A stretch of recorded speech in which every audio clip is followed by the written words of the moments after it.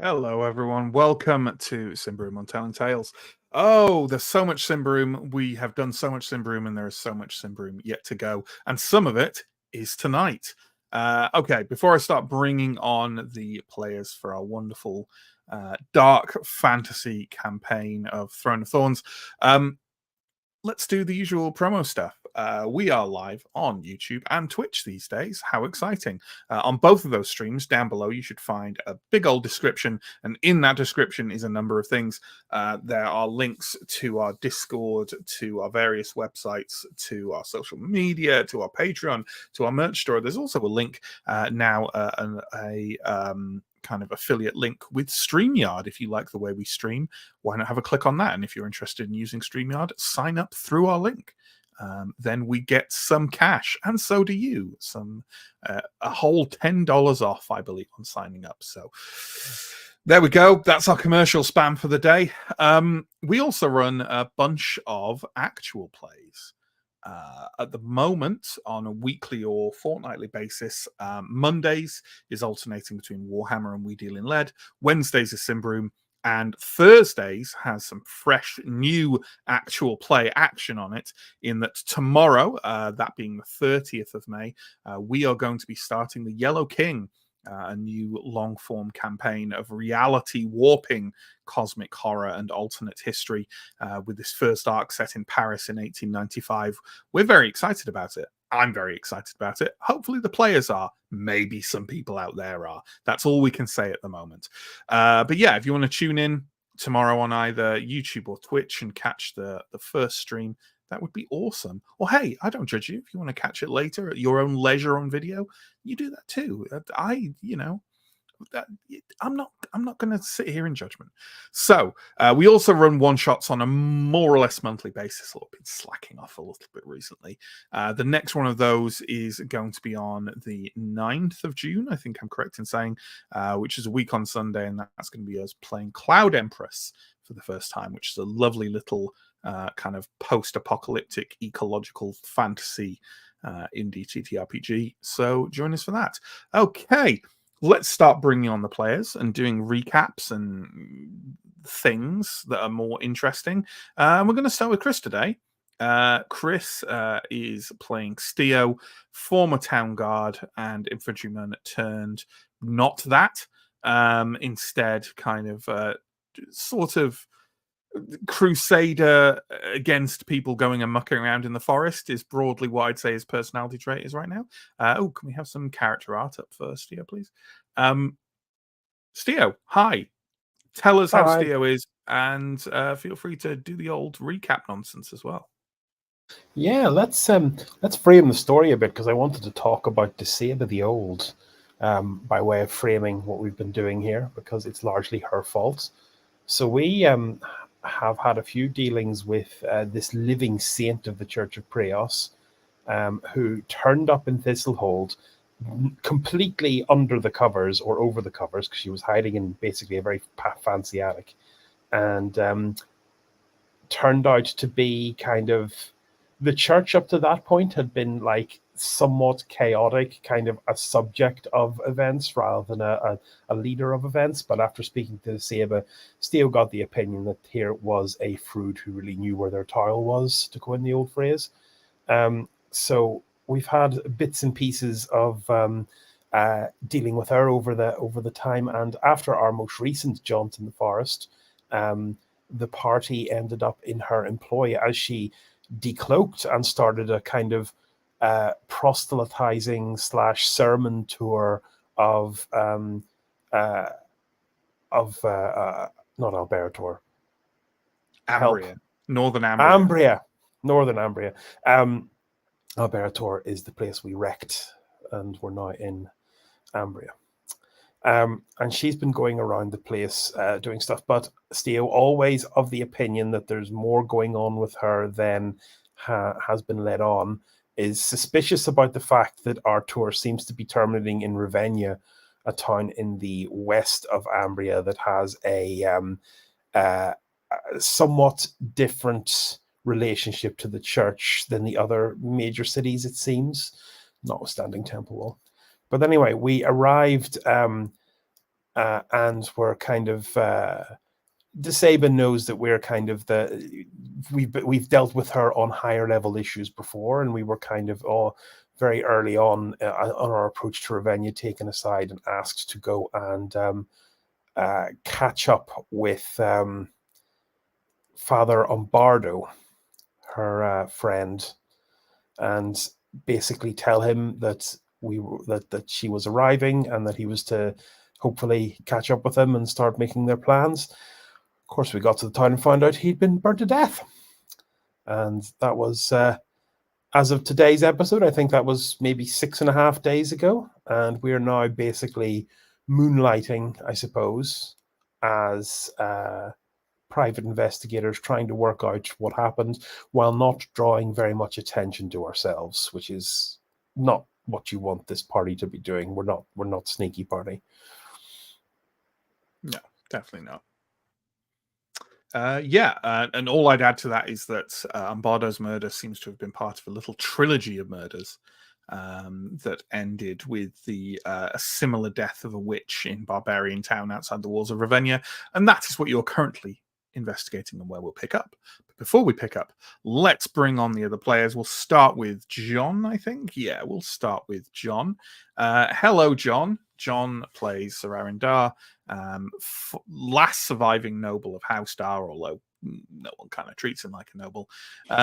He's a little bit naive and nice, and he's handy with the old fencing. How are you, John, and how is Arendar? I'm good. Arendar is absolutely shocked at the idea that this very simple job may have escalated into something far more complicated than he thought it would be. No precedence for that whatsoever. No. He just thought he was going to be accompanying a living saint on a friendly little jaunt around the countryside. Yeah. Just a side note there, Aaron, you mentioned you're good at fencing. I've got about 500 yards out the front of the field that needs secured for livestock. Could you give so me let's move on to the next player before Chris sees another opportunity for a terrible pun. It's Stephen. Stephen plays Alindra, former Templar novice turned thwacker of things with a big old sword. Stephen, how are you? How is Alindra, and how is that not at all related to fencing? I'm fine. Alindra's fine, although becoming increasingly aware that once again we have been thrust into a powder keg and asked not to cause any upset, which is just not our strong point as a party. And how that's not related to fencing. How does one answer that? I've got several stolen goods that I need sold. I've given you an impossible. Now, see what you've done there, Stephen. Is exactly the moving on to Sam, who will hopefully find a fourth definition of fencing. It's Sam. I've already said that. Sam plays Ascarai, our changeling, scout, archer, ranger, all these good things. Sam, hello. How are you? How is Ascarai? And can you find a fourth definition of fencing for us? Let me just Google fencing meanings real quick. Ascarai is doing good. I mean, relatively good. Things have gotten a bit more complicated, but still not in a way that feels overly threatening, or even in a way that Ascarai is particularly concerned about. Like, there's just some weird stuff going on with the church people here, like typical bloody Ambrians, always killing each other. And so, I mean, is interested to find out what's going on. Kind of believes the Sabers on the side of the good guys. So interested to help, eager to help, but not too worried just yet. Sure. And hey, you're getting paid, right? So that's the important part.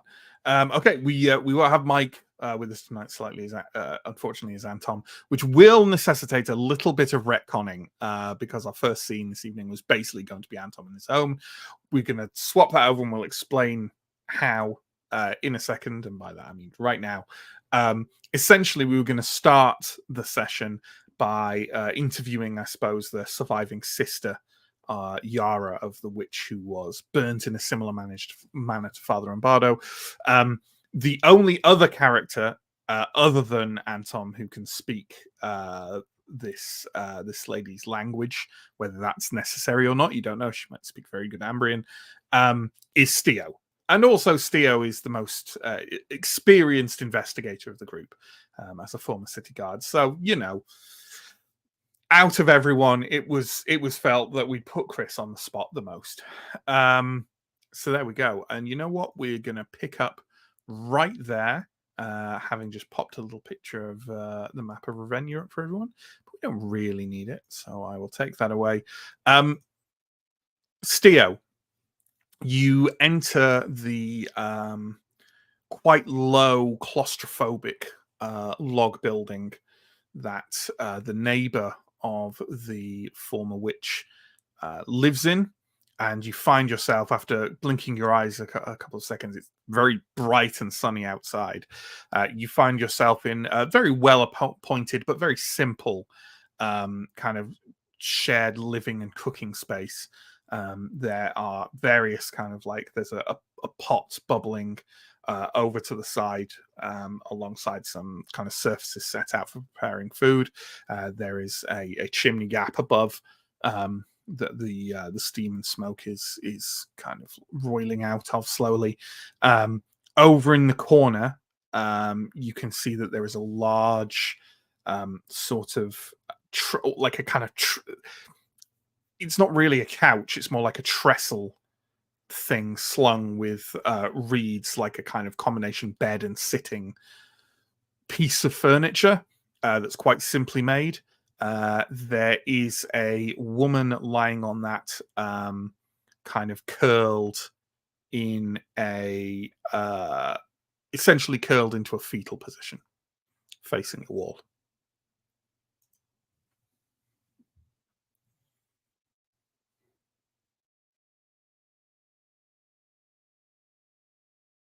Hello. Yeah, I'm just trying to. So it's so I'll just kind of leave the spear at the door. Kind of. You left the spear outside. Yeah, fair. She said no weapons. Of course, no murder for Steo. But I'll walk over and kind of. Yara. She says in not it's heavily accented Ambrian rather than broken. She speaks out Ambrian relatively well, but she says in quite a quiet voice, "Who are you?" I'll reply in her native dialect. It's like, I'm investigating the murder. I hoped you would take a moment, if you can, to answer some questions. You are a guard? I was a guard, but I'm not from here. We have connections to one of the others who was burned.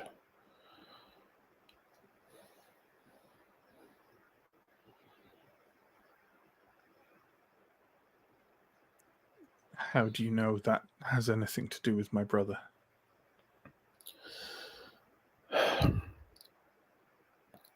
I was a guard, so I know that when there are many killings in this matter, they're usually linked. And it's always a concern to me when a witch is killed. What do you care if a witch lives or dies? They are anchor points for the community. Okay, can you give me a persuasive roll at +4, please? That's probably not going to be enough. Why did you send your sleepiest Steo to do your most difficult work? Okay, so persuasive is 7, so that's 11. Sorry, 11 or better, -1 because I'm elderly, so it's 50-50. Oh, 10 yeah. or better. 9. There we go.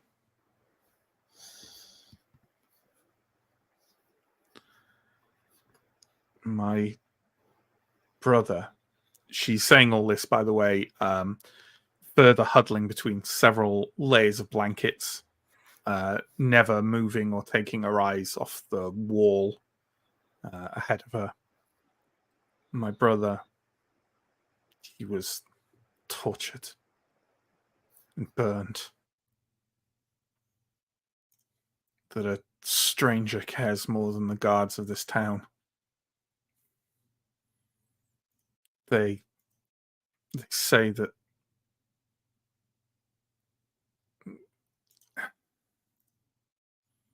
the guardsman, he said, it is a special investigation, but no one came.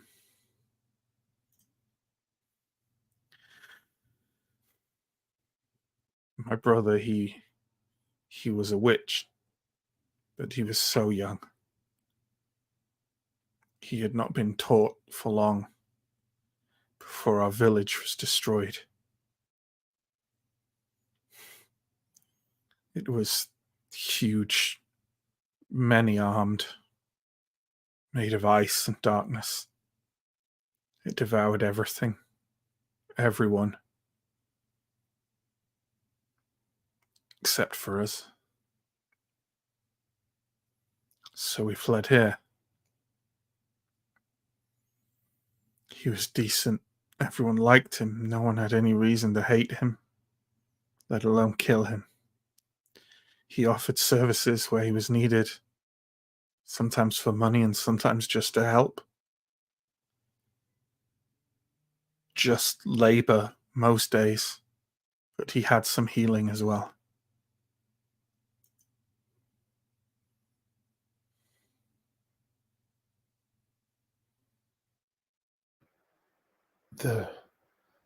The fire, was it set by a stranger to you? Was it an Ambrian or was it one of the Northerners? I don't know who set it. I arrived back at our home. It was already in flames. I dashed in to try and pull my brother out. They had tied him to a chair.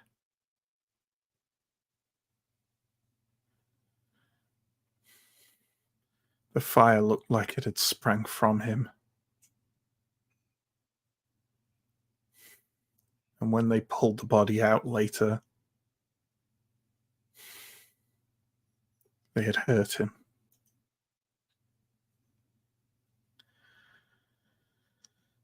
They keep asking me, my friends, my neighbors, who I think could have done this. I don't know. There was no one who bore him any ill will. All I can think of is he had changed recently. His life had changed. He had always yearned to return to the forest. But a month ago, that went away. He said he'd met a green weaver who could teach him more about the mystics, about healing. He became consumed with the spiritual, the religious, euphorically so. He constantly wanted to talk about the old, he called them the old Ambrian gods, and the gods we worship. I let him talk, but I never really paid attention. I regret that now. That is all, stranger. I have nothing else. No one would have wanted to kill him. I'm so sorry. I will, lest I burn myself, I will come back here and tell you if I learn anything. She doesn't reply. I will back out. And looking quite gaunt, maybe looking my age.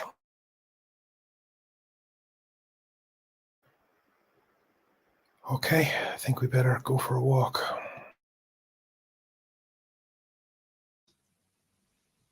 The neighbor gives you a brief nod and then says, I would appreciate it if you don't return unless you have something to tell us. She's been bothered enough. Now, off with you. She sort of waves some of her the wet clothing she was working on in your direction to kind of shoo you away. I kind of lead the group about 20 steps away, and then I'll start recanting the situation.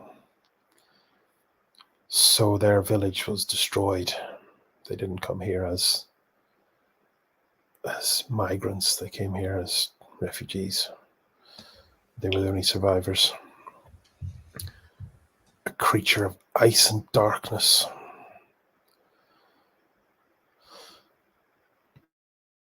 But that's, I suppose, beside the point. She doesn't recall who did it. She arrived after the fire had started. She found her brother tied to a chair. She managed to get the body out, but she said it looked like the fire had issued forth from him, which is suspiciously similar to the kind of magic some theurgs can employ. No offense, Father. Magic, or just that he was the thing that was set fire to? Potentially. That brings me to another point. She said he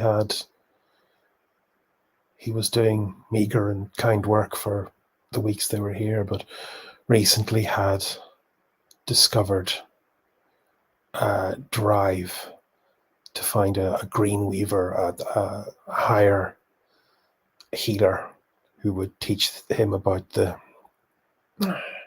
improve his own skills. He was very interested in the old Ambrian gods. The many before Prios, I think. Old Ambrian gods. It was also mentioned that he was talking of his own gods as well, but with a fervor that he had not spoken before. Something got into him, consumed him, drove him. So maybe the fire started from within, but... Anton kind of shakes his head and says, there are things that theurgs learn that can aid in setting fires in wood, in flesh. But it saddens me to say the church does not always need those things. When heretics are gathered outside a town, there is no mysticism involved in throwing them to the flames. Did Yara say anything about whether he might be a target of the church? She didn't know. But She if said he had no enemies. She was very clear he had no enemies. But if he was talking about the Church of the Many, I mean, that's Maybe, going to draw maybe he attention, attracted isn't some it? bad attention.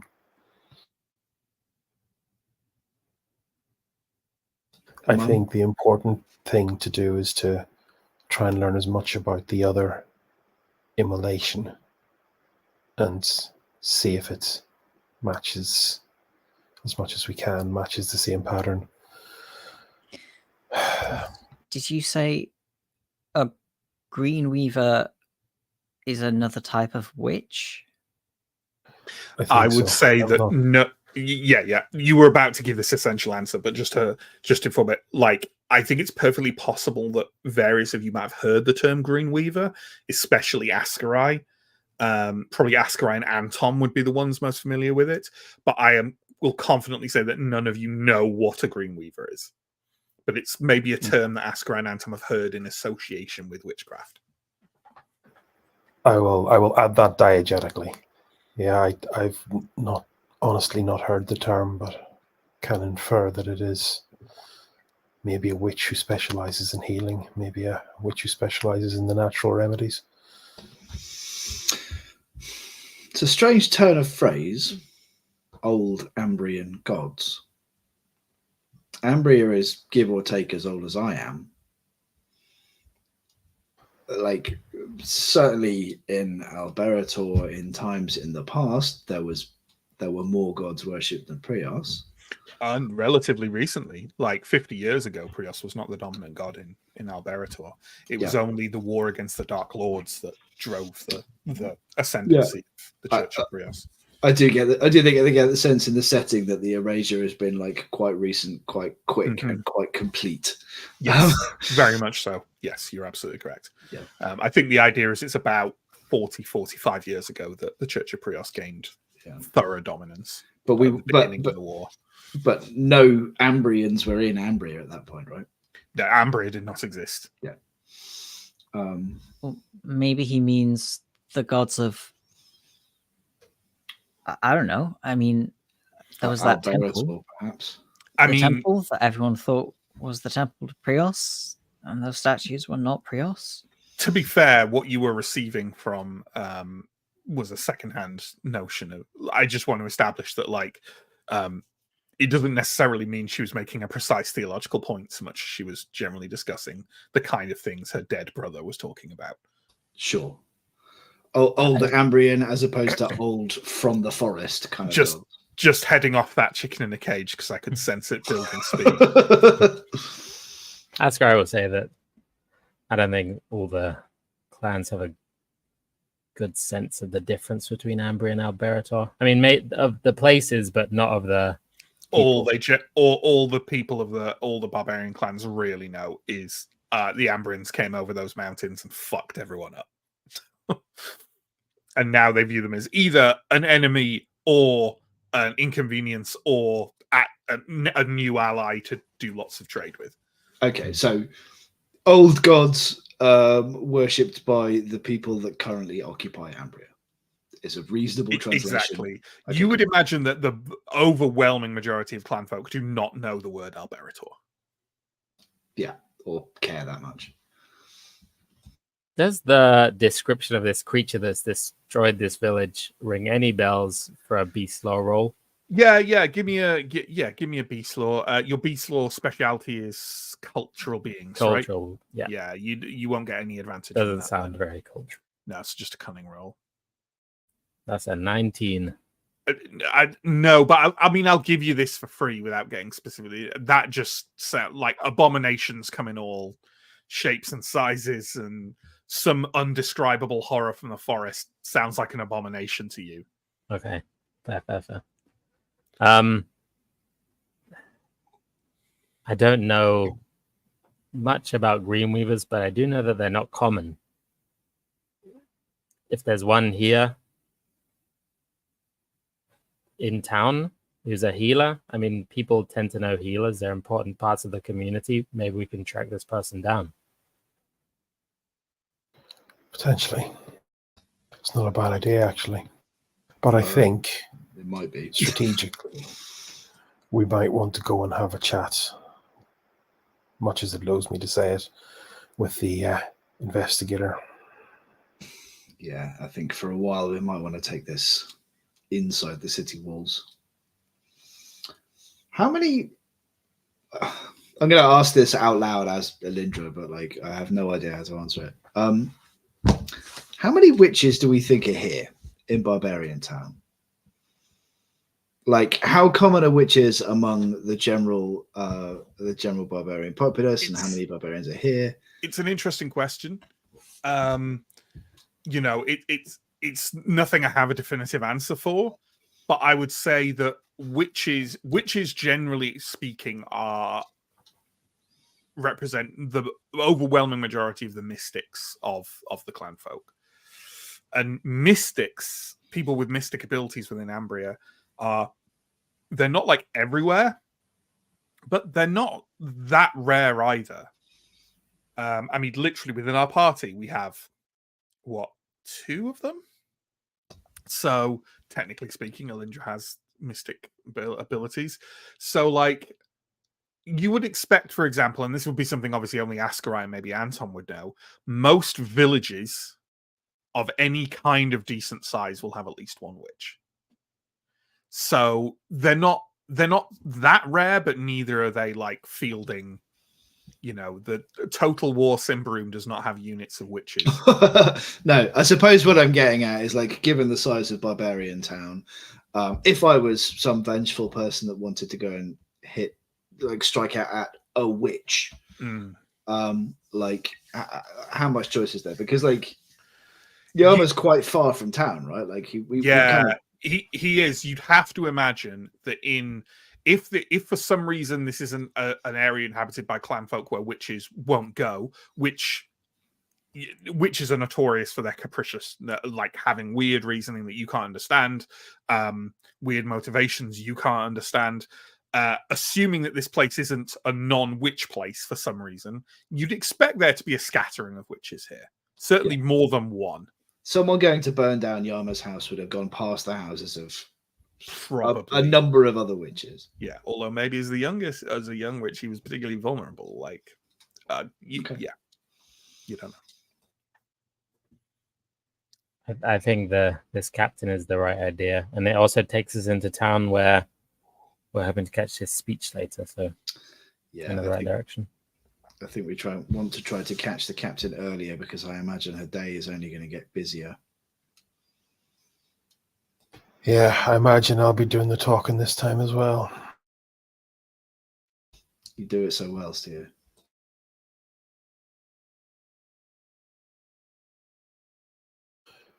Right. Okay. Well, let's go in via a different entrance so the guards don't think we're snooping around more than we already are.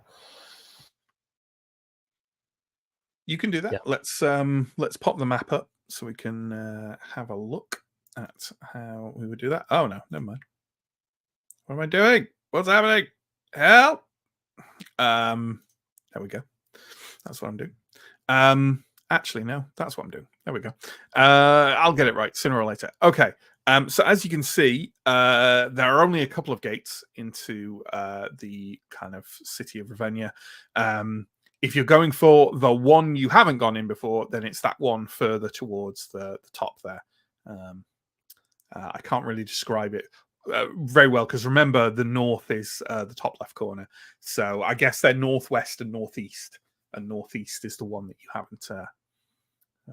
I had just done all those calculations in the hope you'd be proud of me for remembering that, but you've gone and spoiled it now. Well, sorry that I did my job. But as you can see, there's almost a path that almost runs straight through Barbarian Town to the gate that you're looking at.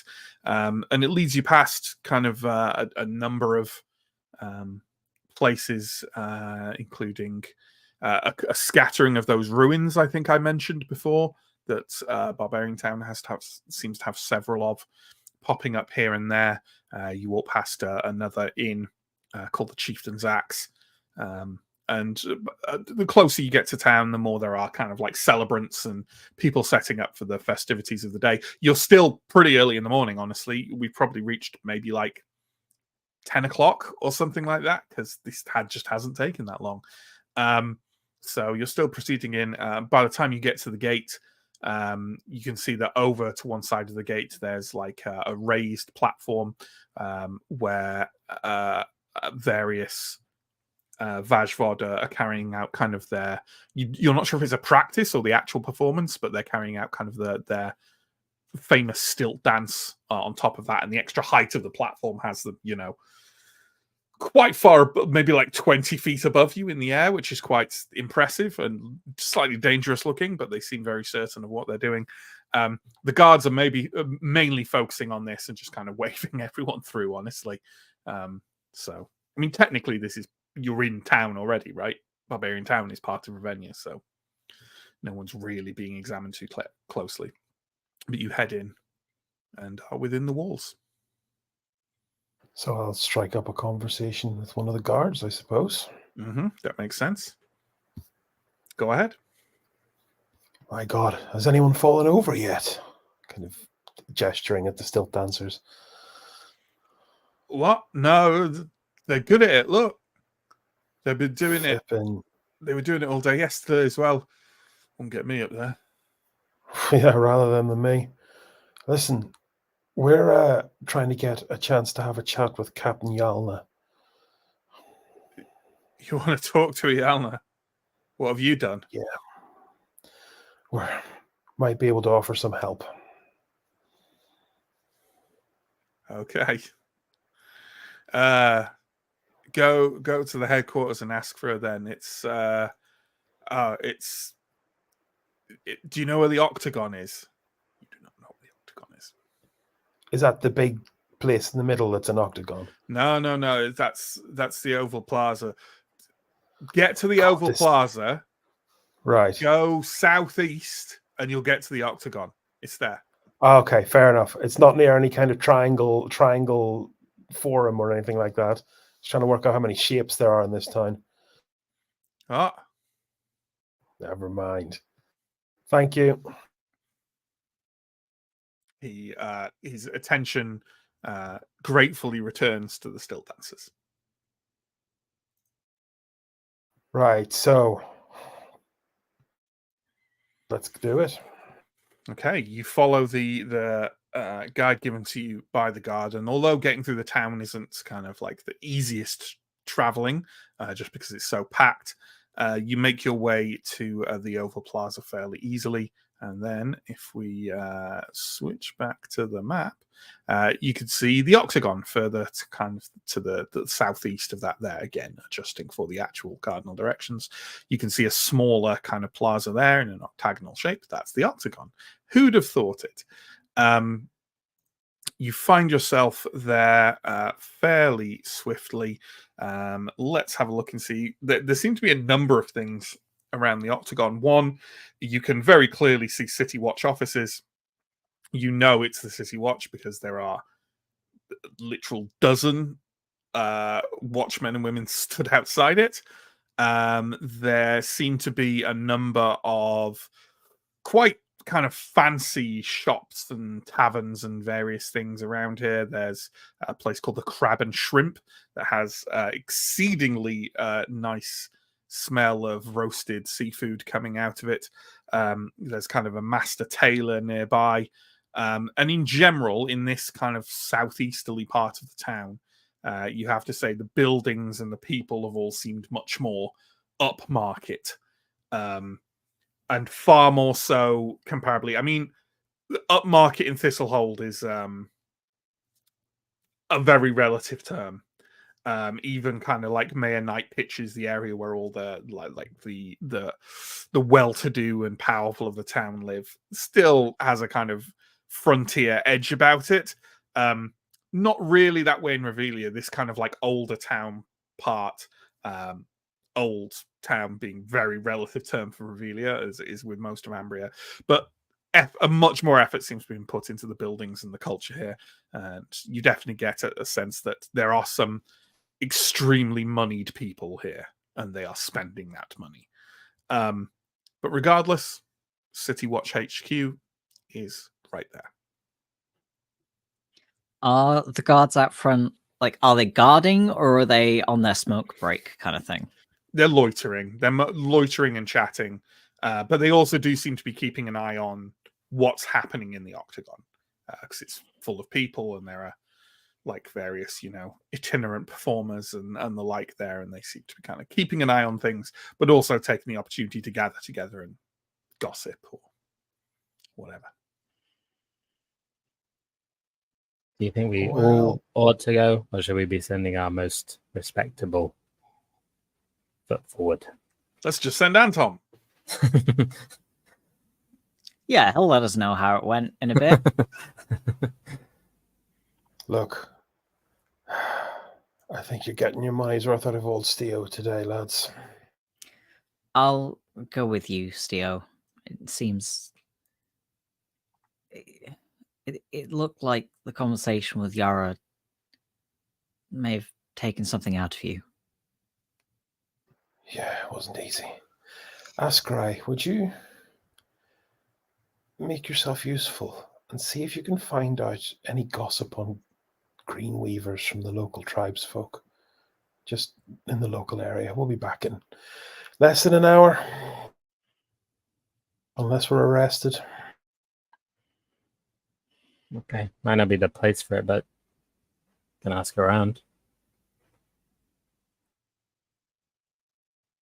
Yeah, I mean, you suspect this immediate area is not the place to ask about green movers.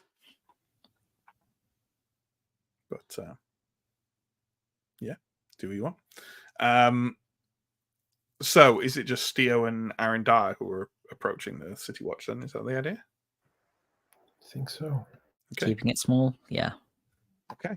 Yeah, you head on over, and kind of as it becomes apparent that you are approaching, the kind of like guards loitering outside kind of look at you curiously.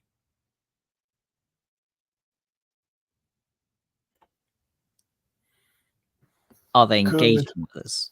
Oh, go ahead. Good morning, sirs. We were hoping to have a word with Captain Yalna.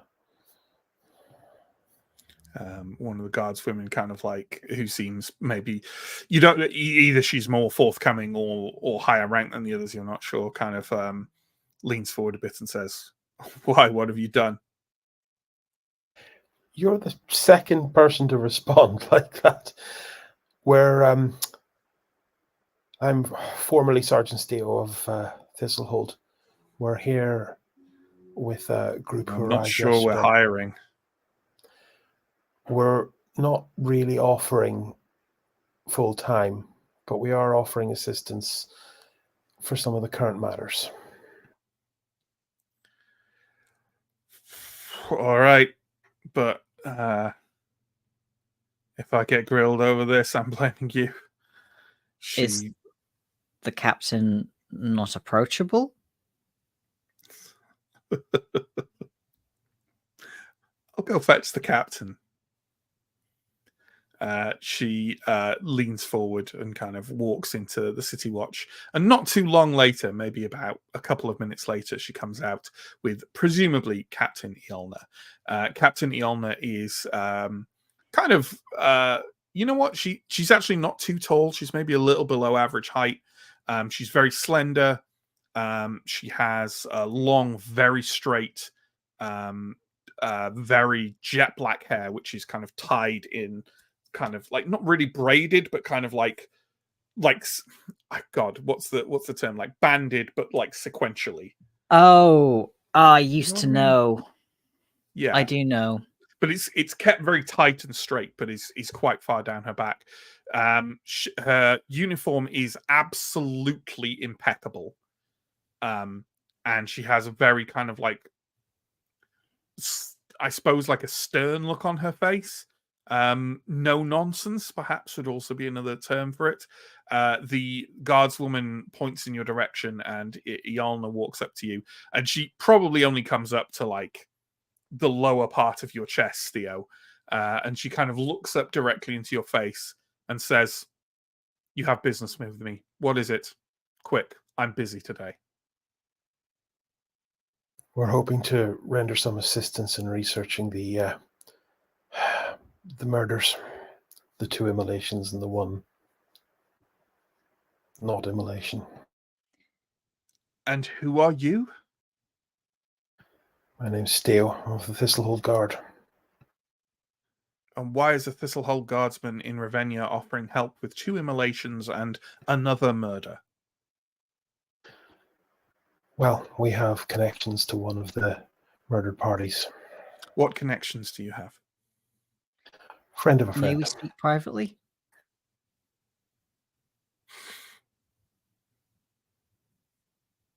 All right.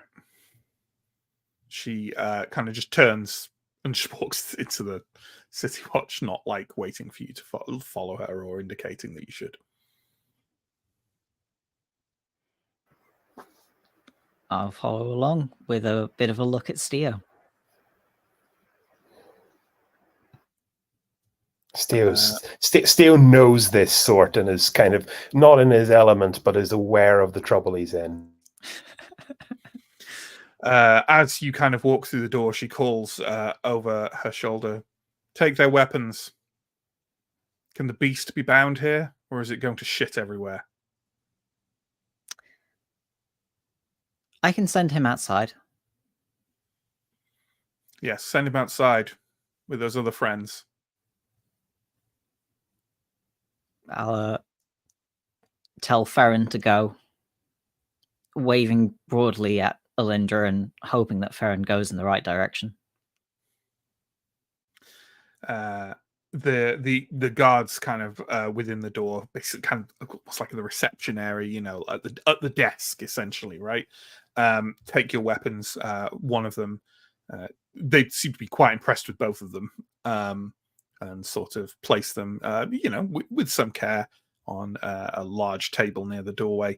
Ialna has just walked off and has gone into like a separate, essentially like an office room on the side of the lower floor of the area, which is basically one big. It's it's a medieval-esque equivalent of a bullpen, right? It's a large open area where people are carrying out work, and she seems to be just sat in her office waiting for you to follow her and go in.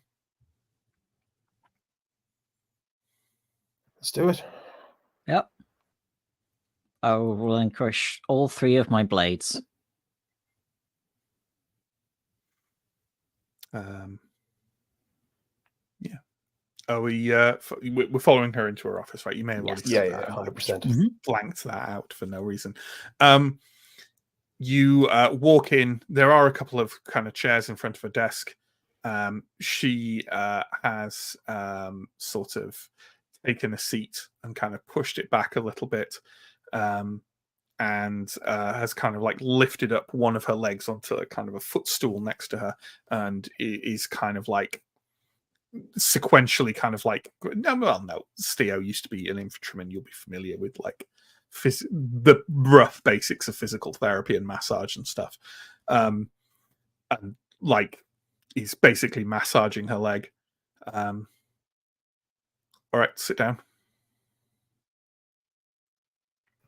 I'll take a seat. Sergeant, did you say sergeant? Sorry, Chris. Former sergeant. Former Just sergeant. said Steo of the... Sergeant Steo of Thistlehold. Yes? Yes, that was my name. Yes. And you are? Arendar. Dar. The Dars are dead, aren't they? Most of us. Well, all except me, as far as I know. Another cousin had managed to make it to Alberator, not Alberator, Ambria, but sadly passed away before I could find her. Last surviving member of a noble house. I don't suppose you have any paperwork supporting that claim? I have my family sword with your friends at the front. Oh, well, there's no possible way anyone else could have got a hold of that. What are your friends' names? Outside? The changeling and the tall one. And yeah, we have Alindra and Oscarai. Squire of some sort? Yes, that's about right. Is she a member of a conveniently dead noble house as well? Not as far as we know. All right. Well, how are you connected to Father Umbardo?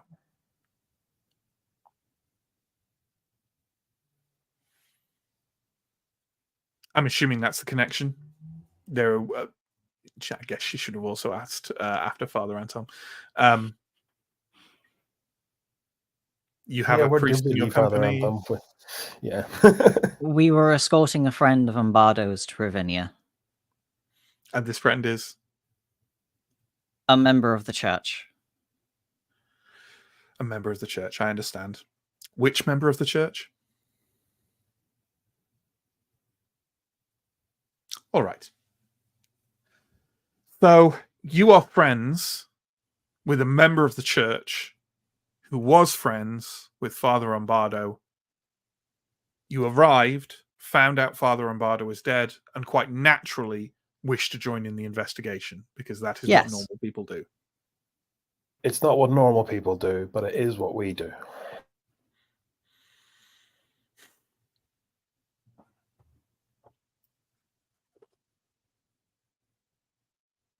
Do you remember all of the I don't know if you get much news from Castor. You remember all of the recent killings in the council? I think I briefly heard of it. Yeah, the nightmarish turmoil in the closest city to my own. I think I was vaguely aware. Yeah, and the weird cult at the top of it. We were the ones who brought that one down. Oh, interesting. The heroes of the sinkhole, then, yes? This'll hold. Yes. I suppose that makes sense. I hate that our reputation precedes us, but yes. High ranking. Okay. All right.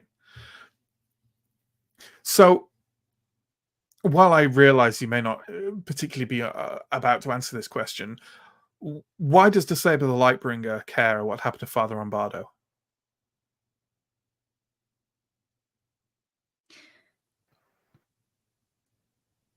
That's As a we little have bit above said. our pay grade. I'm starting to think this is above mine. Look, what we're offering is if you want to share a little bit of what you got so far with the investigation, we can, at least for the duration of today, and at least the duration of the fate, do some ground pounding. Sergeant Steve Thistlehold, I would be delighted to share the confidential information of my investigations with you. A man who has just walked into my headquarters. Regardless, this is also above my pay grade. I think you'd be talking to the commander. Wait here. She's standing up. Thank you, sir. Thank you.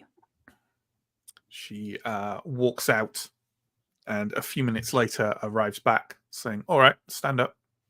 Make yourselves presentable for the commander. Steo does a remarkably reasonable standing to attention. She walks you through the bullpen and kind of up a set of wooden stairs that kind of curl around and onto like an upper floor, which is similarly kind of an open area, although it seems like a lot more like kind of the administrative business of the City Watch is being done here. There's lots of kind of like people sat quietly at desks and scribing away or kind of doing some abacus-based calculation and various other things. And she leads you over to a much larger office area it also looks like a general meeting area. It has like a large table with lots of chairs set out at it, but also a smaller desk over to one side. And it has an area on the wall where various kind of pieces of parchment and other things have kind of been pinned to the wall in a sort of, what we now see as like a kind of evidence board. And there is a tall kind of like he definitely looks like someone. He's got kind of a military bearing, but he's also kind of slightly getting on in years and like maybe a bit of extra padding around the waist. He looks to be maybe in his late 40s or early 50s. And I have an image of him. There he is. He turns around as you enter and says, all right. Those chairs, if you please. Iana, stay, will you? She kind of nods, closes the door, and kind of lurks by it. Well, thanks for taking the time, sir. Oh, you're welcome. That sinkhole business sounded nasty. Nasty couple of months, right enough. I'd rather not repeat it, but We're either followed by trouble or following trouble. And that's what worries me, Sergeant Steo. You're around for enough trouble, and sooner or later this trouble starts following you, doesn't it? In fairness, this all landed a good 3 or 4 days before we arrived. 2 weeks at least. There's an argument for that, certainly.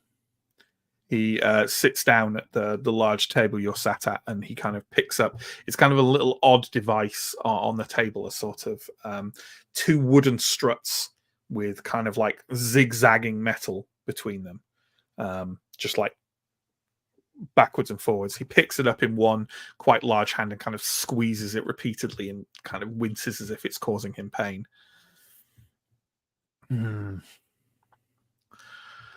Why don't you lay it out to me? What brings you to Ravenna? Why? With who? Obviously, Ialna has worked out some of it. And I'm sure you've discovered by now the futility of trying to put things past her. You could probably hoodwink me. I'm an old man and I don't pay as much attention as I used to. But she's here with us, so, you know, give it to me straight. Look, we were just doing a garden job. But whenever we turn up to these towns, seemingly especially in the West, we always arrive a day after something horrible happens. And this time, something horrible has happened to a friend of a friend. Right. Now, when we turn up here, we also have a good tendency of being able to work out, eventually, what's gone on. So, I suppose, we're offering to lend assistance. Sometimes, to use a metaphor, Commander, it is more cost-effective to send a couple of sellswords down a sinkhole than our own guards. Captain Ialna behind you lets out a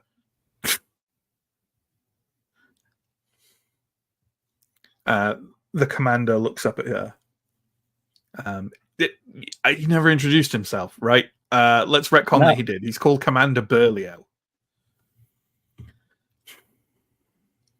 Ialna doesn't agree with you, but doesn't mean I don't.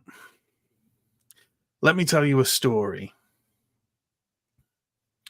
Shortly after the first murder, the murder of the first Theurg, I was told that the Duke wished to assume personal control over the investigation, a matter for his household because of sensitivities.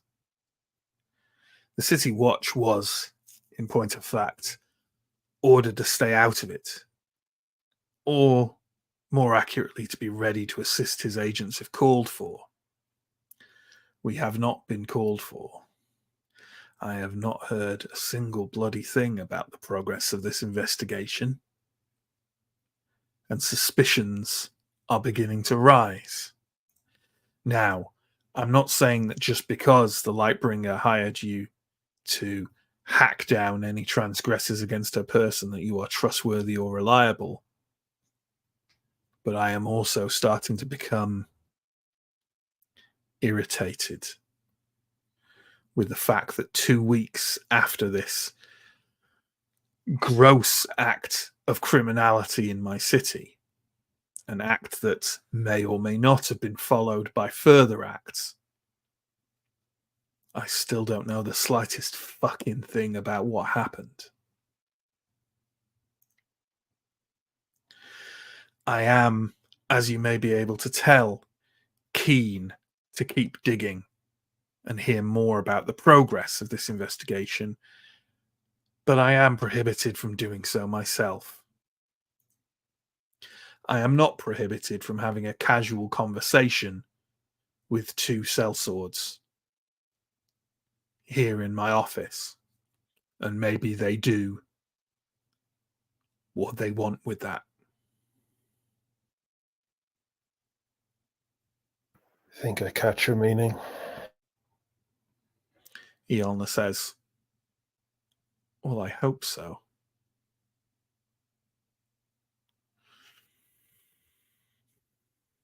That I can't do anything means also that Iolna can't, which sadly means you won't be getting any help from her. You would think that our Duke would want to make good use of my captain's expertise in cases such as this, but no. Neither I nor my guards will stand in your way. But also I don't have that much help to offer. What do you know about Ombardo?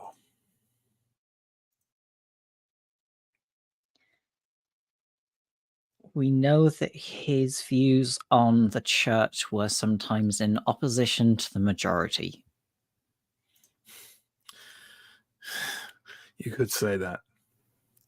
He was liked by everyone but other priests. He'd long been a personal advisor, spiritual and otherwise, to the Duke. That someone assaulted him and then burned him makes very little sense at all. There may be a connection to another matter, a burglary. Ombardo reported it the day before his death. Nothing was stolen, but he was confident that his house had been broken into. Seems hardly a coincidence to me. Iolna might disagree. Maybe the thieves returned. Maybe it was all an unhappy coincidence. He was there at the wrong time. Or maybe the first time they were looking for him. Either way, the scene of the crime has now been destroyed. not entirely. The house is still there. Severe burning, but if one were to poke noses inside, maybe something could be found. Of course, that's difficult to do when you've been told not to. I have a keen interest in architecture. The witch, didn't seem to be a likely murder victim either. We didn't really know much about him, but pleasant, sociable, helpful, according to neighbors and friends. There was a complaint against him shortly after his arrival about a year ago. Selling useless elixirs. Couldn't be proven. Might have just been incompetent rather than malicious. Probably never know now. But nothing more recent? Nothing. And they're undoubtedly linked. I may have been told not to look into it, but the guard were there first both times. Same method. Unlikely to be random, in my estimation. Iolna says, nothing is random. You heard it from her.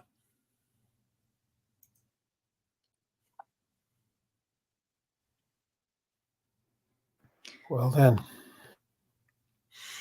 Where are the bodies of, well, Father Umbardo and the witch? I would be delighted to tell you if I knew. Ah. What I can say is that they clearly both burned to death. And just as clearly, that was not the only thing that had been done to them. There were signs of torture on both bodies.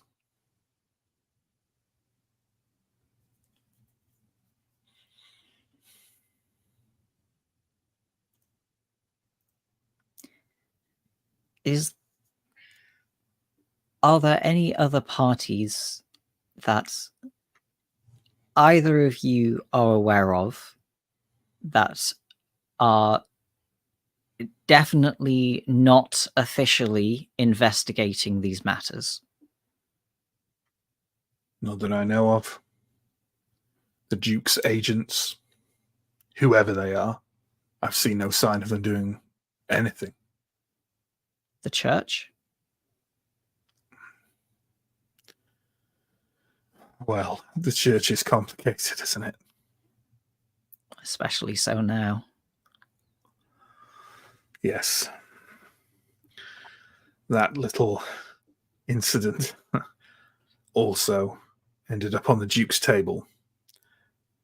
At least got to take a look at the crime scene before we were ordered to focus elsewhere. No other links that I could see, though. People are talking that perhaps Zombardo was reprisal for the death of Armanda, but I can't imagine the man having ordered her killed or killed her himself. Bit of a mystery, that one. No fire, that's for damn sure.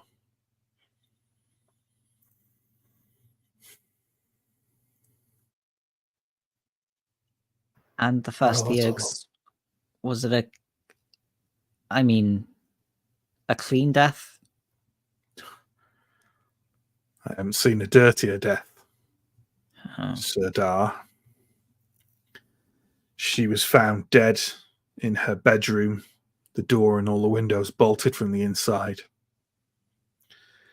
She wasn't a pretty sight either, partially devoured from within by larvae.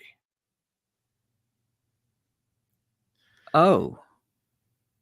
Iolna says, I was only in there a moment, but there was no damage to the doors or windows. There were, however, boot prints on the rug by the end of the bed, and only there. I was under the impression we've been told there was a stabbing. Both Berlioz and I are confused that that was your Fair comment. enough. Unless anyone else thinks I accidentally called it a stabbing or something. I had the impression it was a stabbing, but I don't know where from. I don't know where from either. So Yes, same. I'm willing to guess a stabbing rumor is more likely than an eaten from the inside from bugs rumor. So maybe that's it.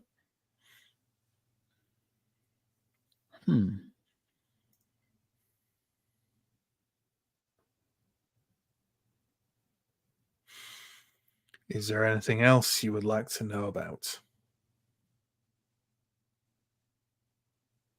Iolna says, yes, any more confidential watch information you would like to have dispensed to you? Berlioz kind of glances at her a little bit reproachfully, and she half rolls her eyes and returns to staring, kind of in a at attention position. If you were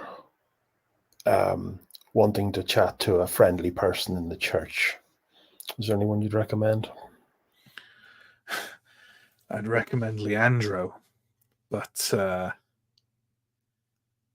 given his promotion has resulted from the death of the first Theurg, well,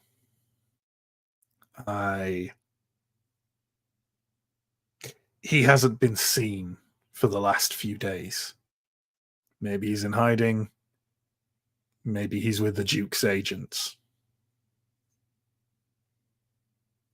Good luck finding him if he doesn't want to be found. Men of the church are fairly good at that, if nothing else. You could talk to the two liturgs. They're both fairly friendly.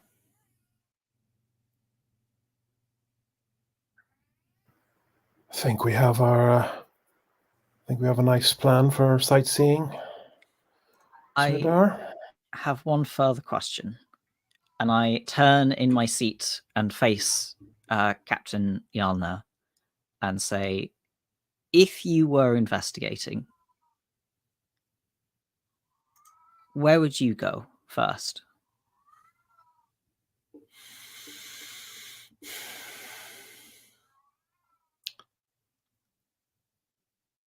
The first location I would visit in your specific case would be the home of Father Lombardo.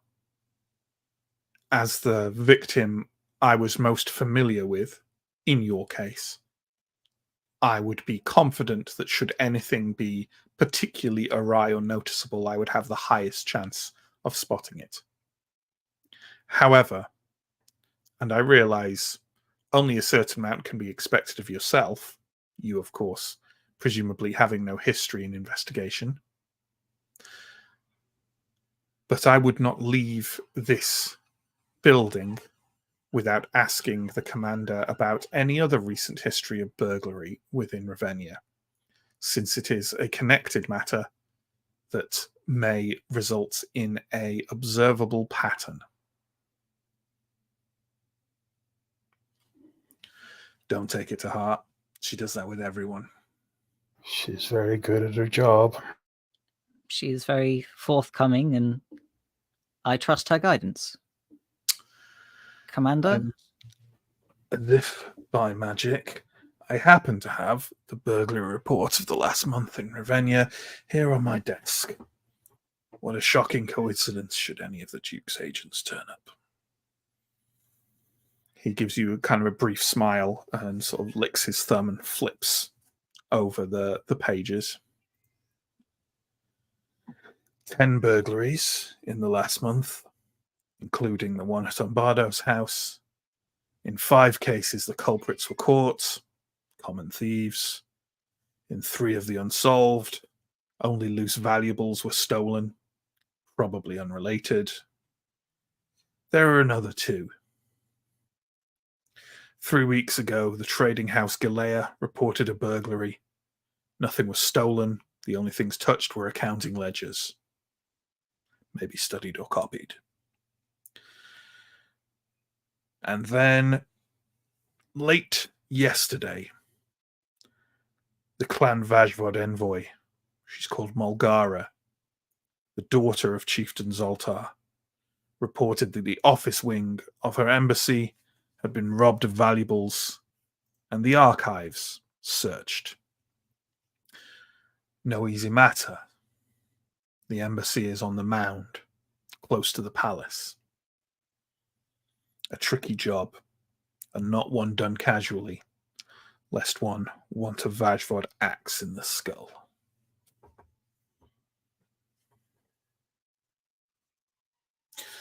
Both ongoing investigations, not particularly high priority given the festivities in the city right now. If someone were to look into those for us, well, I'd look leniently on their getting in our way. He tosses the burglary report back onto his desk. Are these burglaries matters you would be willing to contract us to?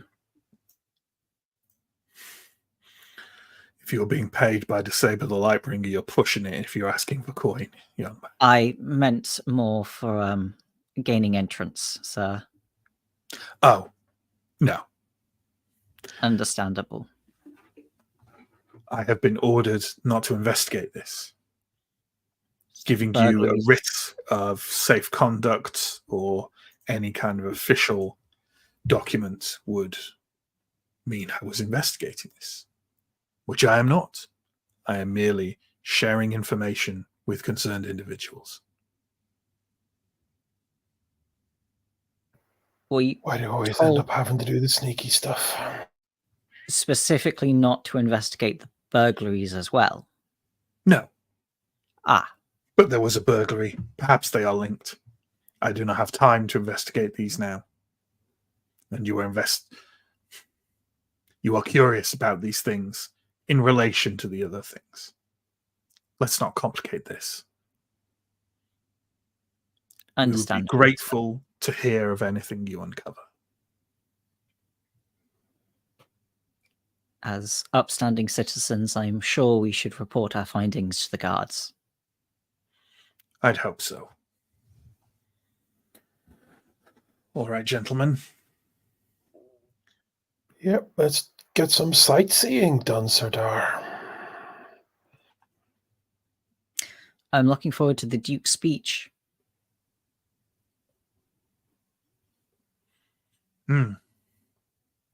Yeah, Berlioz Lovely. seems very interested in a entirely unrelated document he's reading.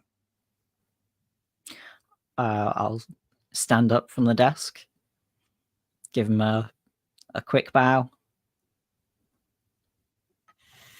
Turn to the door. Iolna leads you out, and without kind of speaking to you, kind of walks down the stairs, leads you to the door. Return their weapons. There we go. All right. Don't fuck it up. Thank you, Captain. She turns around and returns to her office.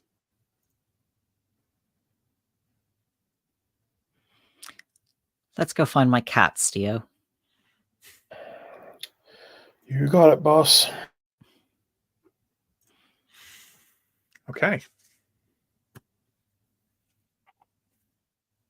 People are praising it in the comments, and I also think it is something that players often don't do enough when they encounter a competent, knowledgeable NPC of going, what would you do? What do you think? Aaron knows he has no background in investigation. Yeah. He knows he's not smart enough for And this. John knows it's a real good way to get information out of Matt.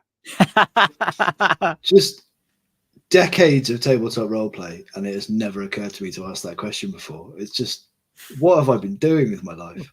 I learnt it from years of playing Resistance, where if you don't know what to do, just ask everyone else what they would do, and then make your decisions based on what you think Based on their lies. Yeah. You see, that's why you always have 3 guards: one who always lies, one who always tells the truth, and one who stabs people who ask stupid questions.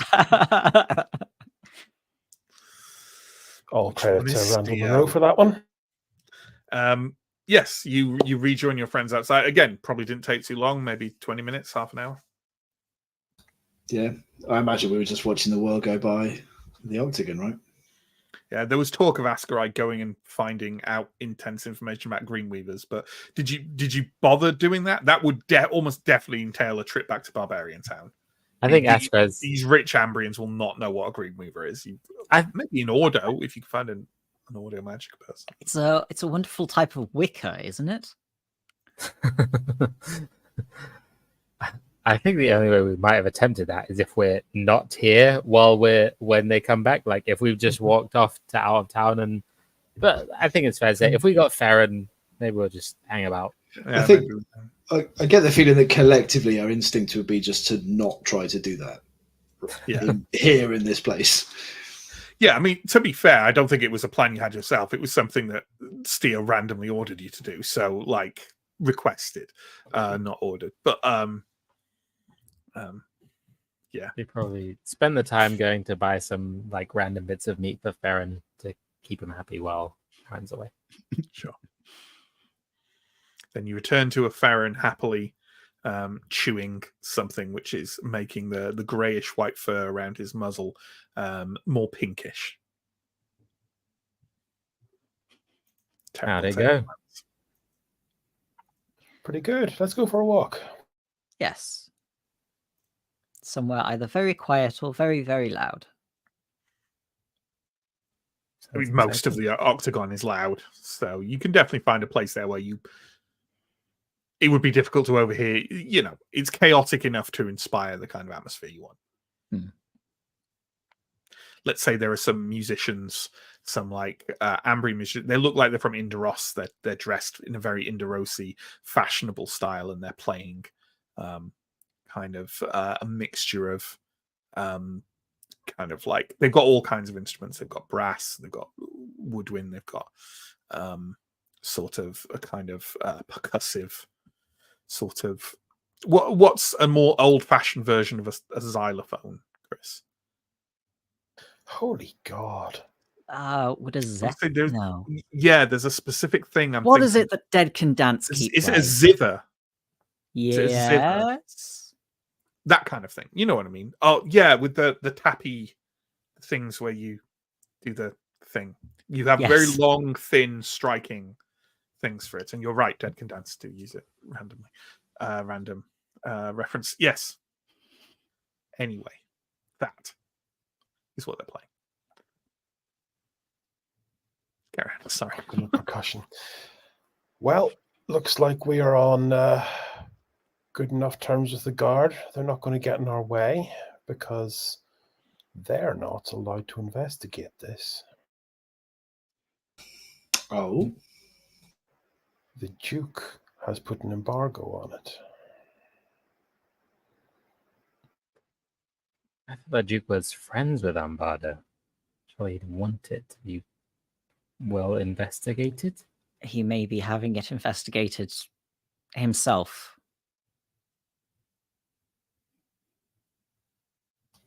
that doesn't seem like a normal thing to do. No, the guard didn't think so either. And if he's having it investigated himself, then surely he would have sent someone to the witch's house. And he has not. Or at least not since the event. So that steers you towards the working theory that the Duke is somehow interested in quashing this. Seems like it. But the short term, it means we've basically got a couple of good leads, Aaron. We're going to go to Umbardo's house. Umbardo's house was broken into the day before he was killed. It was reported as a burglary and may have been unrelated, but may not have been. Once we have investigated that, there may have been 2 other potentially related burglaries. Where? One at the trading house Galea, and one at seemingly in the ambassador office record department. We should talk Specifically the Vajvod embassy. Yeah. Vajvod being the kind of closest clan to Ravenna. And if the population of Barbarian Town is also the friendliest clan to Ravenna. That's an interesting range of places. Yeah, they're linked because while in most cases things were stolen, there's also evidence of records being examined. Someone was looking for information rather than just valuables. Okay. Did they have anything on the victims? These sound like crimes that have happened.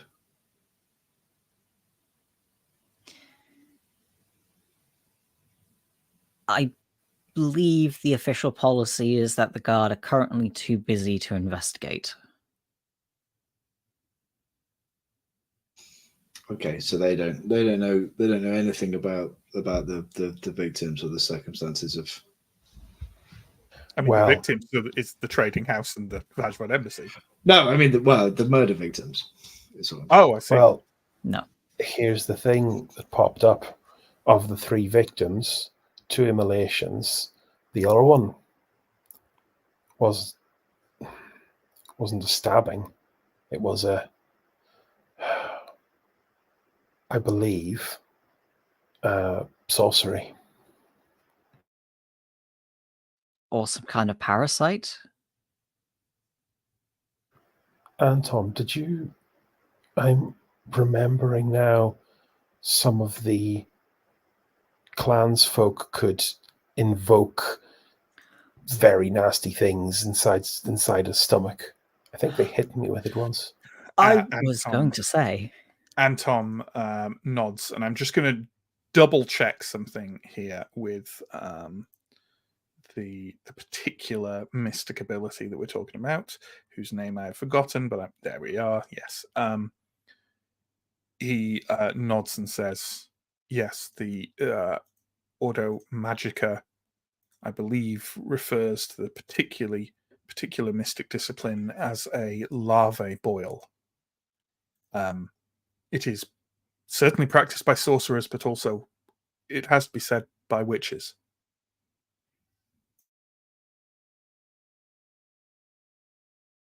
Witch work. So, all three events were mystical in their attack vector. Oh, I should point out.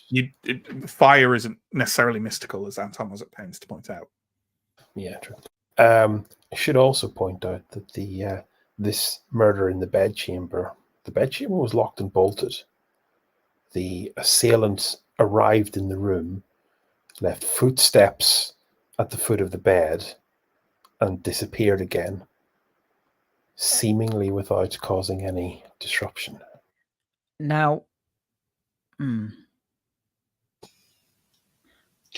we mystics could do that? infer that it was the assailant, but she didn't say it was the assailant. She said there were boot prints. Now you're starting to is think like true. now you're thinking with the Alnas. Oh yeah, and that the new High Theorg has gone to ground. We're probably not going to Yes. get a chance to speak to him, which is a shame because apparently he's one of the good ones. But- It's also worth mentioning, you did allude to it there, but it's also worth mentioning that in informing you about all this, Berlioz definitely also gave you the location of that murder, in that he said that she was murdered in her bedroom. So we've got essentially addresses for the other two murder scenes. I mean, yes and no, in that you know where they occurred. You don't have the actual address. Okay, but like we could find You the could- street and we You could could, look I'm sure you could very easily find that out, yeah, just by asking around. At what point were the guard cooled off of this? After the first murder? After Ambardo's murder? After the High Theurg, I think. The captain said that she said she saw the body at a glance. Yeah, it sounded like she had eyes on the murder scene, but not for too long. Or she described it as that she got a glance and then proceeded to tell you some very precise things about it. But you already get the sense that that sounds about right. She's good at her job. Guards, the commander says in all three of the murders they had boots on the ground first. I mean, there's some. I guess the obvious way to look at it would be that the High Theurg was killed by some opposing faction that had to do with Ambardo. Ambardo's a friend of the Duke, so he didn't want anyone looking into the murder. But then there were reprisals. But I don't know if that's too. That seems a bit convenient, doesn't it? Yeah. That's the end of the case if you don't want to find out what actually happened. I'm working on the theory that one person did all three. This one person has no small stock of spiritual arts, is connected to the burglaries, and has some motive as yet beyond us. I mean, maybe, but like the method in the first murder is very different to the other two by the sounds of it. We've got almost definitely sorcery of some kind versus burglary, torture, and burning. Assuming the burning is not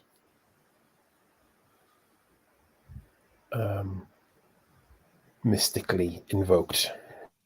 But It is a very... why Once the would fire they not? started, I don't know how you would tell. But why would they use fire for the last two and not the same? It's strange that they wouldn't either use the same method for all three or use three different methods for each one. Yeah. You've got Maybe there was because- something in... That there's some information being sought here. The burglaries, the torture. Someone is trying to find something out with these killings, with these crimes. that Oh. seems likely. Yeah, somebody's looking for something for sure. That might also explain why the last murder was not an immolation. Maybe they didn't have the thing they needed from that place. It was the first murder wasn't an immolation. The first murder was an immolation. It's just unless it's somebody. Yeah, look, it's sketchy, but does anyone really have anything better to go on at the minute? I think the next thing No. we should do is... Okay, right. Here's here's what it looks like at a surface level, right? Someone sorceress, a witch, attacks a theurg, right? And then in retaliation, theurgs or perhaps people associated with the church attack Ombardo and attack the witch. Now, that's kind of a straightforward story, except for the part where a theurg got burnt. Right? Like, he wasn't popular with the church. We've heard this, but why? Why was he a target? What had he done? Like, Amanda and Yama, like, you can sort of paint a picture there. I kind of understand how you can kind of put those things together into a story, but like, where does Zombardo fit into that? I think I would want to know why the church didn't like him. I agree, and I think it's important to keep in mind what we heard about Armanda as well, that the Vajvod have likely something against her. Yeah, there's motive there. We don't specifically know who did it. Maybe it was Yama, maybe it was someone else. But you can kind of, yeah. But I agree. The other thing is, if Leandra is one of the good ones, supposedly, based on what the guards say, who are the theurgs that would be doing this? Like, if the top of the church here is not behind this, who is? Are there black cloaks around doing some kind of underhand business? Are there some other faction of the church, Templars? I don't know. Maybe. I don't know. Maybe not church people at all. I mean, just like they don't have the monopoly on burning people, but like, are we? If we continue the conversation, are we in danger of kind of like just building speculation on speculation with a small part of the jigsaw puzzle revealed? Yeah. That was a good little bit of speculation, though. Yeah, which is why I stopped it there. Yeah, that was a good amount. Okay. Go on. I think we should take a dander and see if we can find a burnt out house. Okay. Are you literally just going to roam kind of the streets looking for a burned out house? Or are you going to kind of like ask about it? Or via another method to try and find out where Umbardo's are? I posit that we don't ask about it because we've already had enough discreet rolls so far, and I've got a feeling there's a clock ticking somewhere if we keep screwing up. But the characters don't know they're rolling discrete rolls. But Steo is phenomenally paranoid and knows not to push his luck.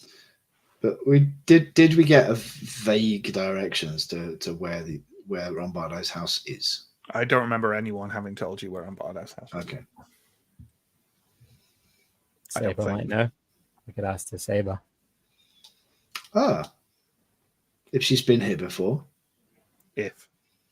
I mean, given that there was a burning, like how long ago was he burned? Like 6 days ago?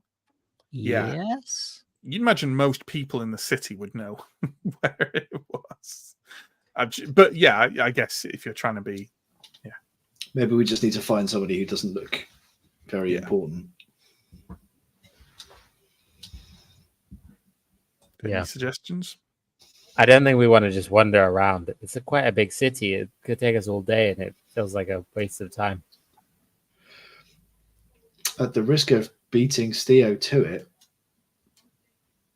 pint? A landlord's going to know what's happening in the city, right?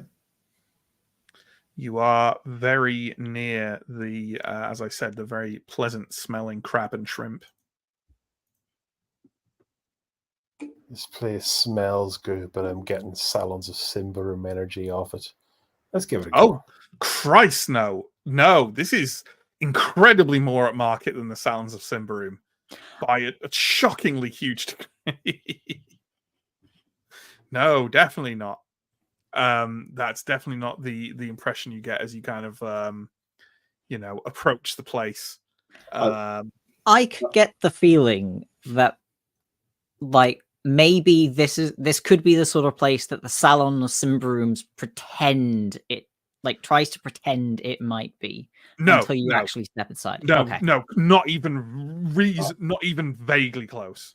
Got it. No. I don't think there's anywhere like this in Thistlehold. There is a place that's a bit more like this. I seem to remember you going to it in like the southeast of the city, and it's got like a troll guard, ogre guard. The Rose something. I can't remember what it's called. Or like the one that's up in the tree is way more upmarket than the Sounds of Symbaroum as well. The one break into. Even that though, this is probably fancier than anywhere in Thistlehold. To the point where you'll probably draw more than a few stairs as you're slightly dusty and muddy from the road. But you're not prevented from kind of going in. There's lots of festival goers in there, drawn by the smell of the seafood, which is kind of, as you enter, is like grilling on a large like open grill in the center of the room that has multiple servers kind of like cooking it. What's the style where the flippy in the mouth restaurant stuff?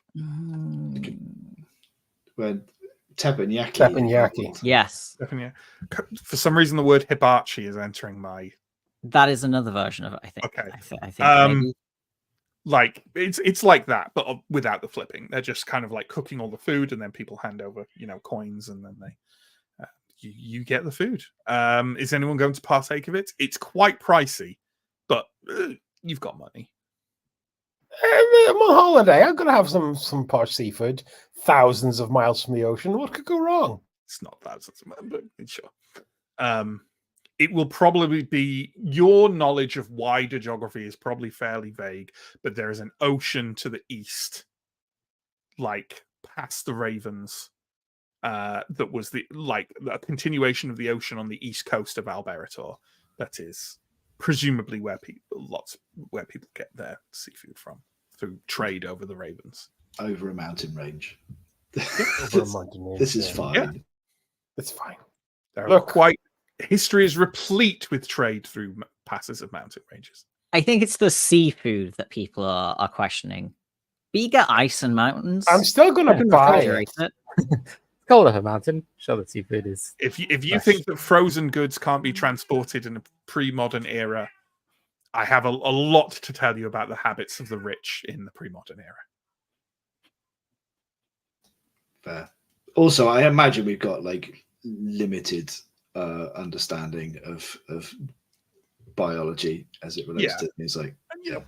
There's seafood here. There's probably also kind of like the cheaper stuff will be like from rivers, like fish and other shellfish from rivers, crayfish and the like. How bad is the cat, by the way? Because the cat is very good, Matt. There's nothing bad about that cat. But he is also quite audible. Okay. It's quite audibly good. Not a lot I can do about that, unfortunately, right now. Well, let me tell you, friends, I'm not going to be shellfish. I will get some food for everyone. It hurts. Thank you, sir. Very, very generous of you. It obviously depends on how much your characters like seafood. But if they do, it's very good. And it's cooked very well and very thoroughly. Which is obviously very much a necessity in a pre-modern society to thoroughly cook the seafood. If this is the first time some of us have probably had seafood, do we need probably, to roll? Yeah. Do we need to roll for shellfish allergies? You do not need to roll for shellfish allergies, but you can if you like. Yeah, you can if you like roll a die to see if you like the shellfish. That's something you particularly want to do. I roll a 6. What does that mean, Matt? How much am I enjoying my? You enjoy shellfish 6 out of 20. Nice. Like what do you want from me?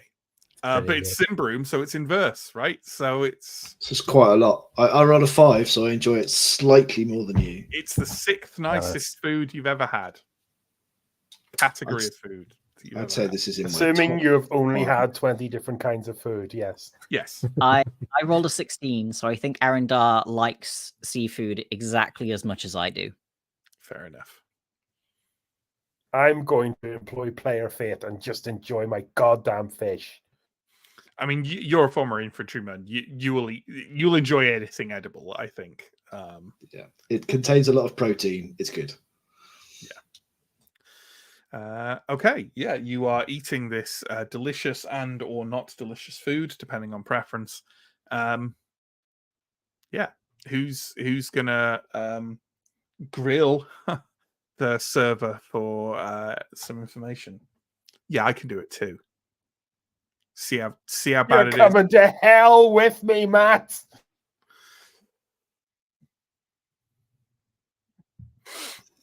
Anyone going to answer my question? We're role playing, I think. I'm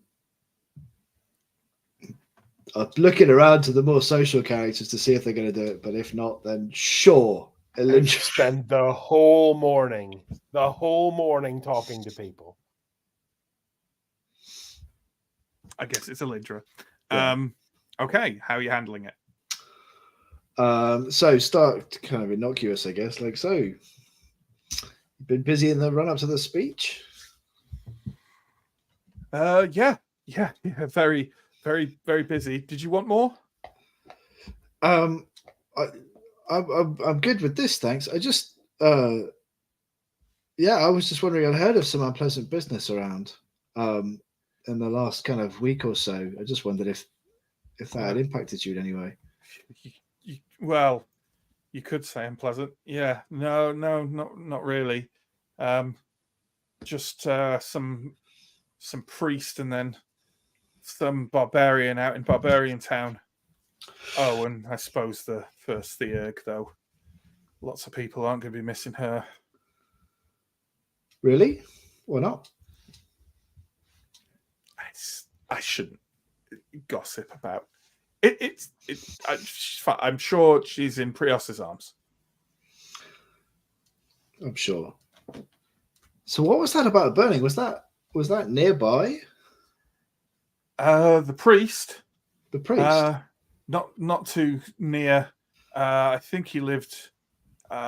His house was by a wall in the east of Northtown. By the city wall? No, the inner wall. Near the entrance to the mound, I think. Oh, you can still see it. It's still, well, when I saw it the other day, it was still smoking a bit. Oh, terrible business. Well, assuming that the serving staff at this point is looking like fairly hurried. Yeah, I mean, they've been doing stuff while they've been kind of half-heartedly talking to you. So,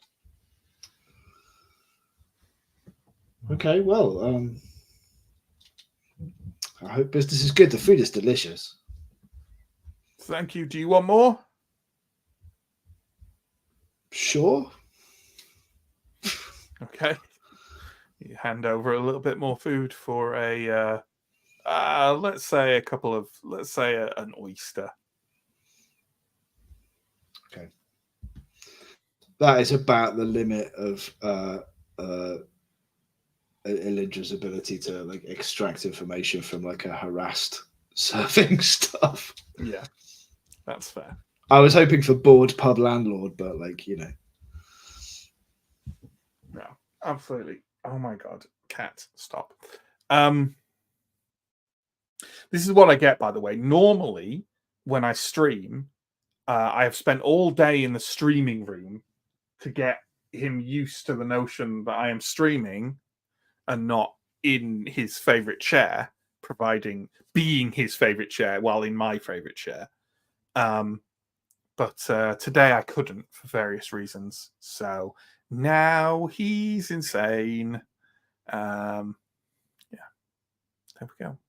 Stream is blessed with his presence. You just have to get. It's one of those reactions. I think dog owners are similar as well, but with cat owners, when you're like, "Oh, he can do no wrong," and the cat owner's like, "Well, you know, he's a cat. He's here sometimes, and we just have to accept it." Yeah. This one's here all the time, and I have to accept that. He So- sins, but he is forgiven.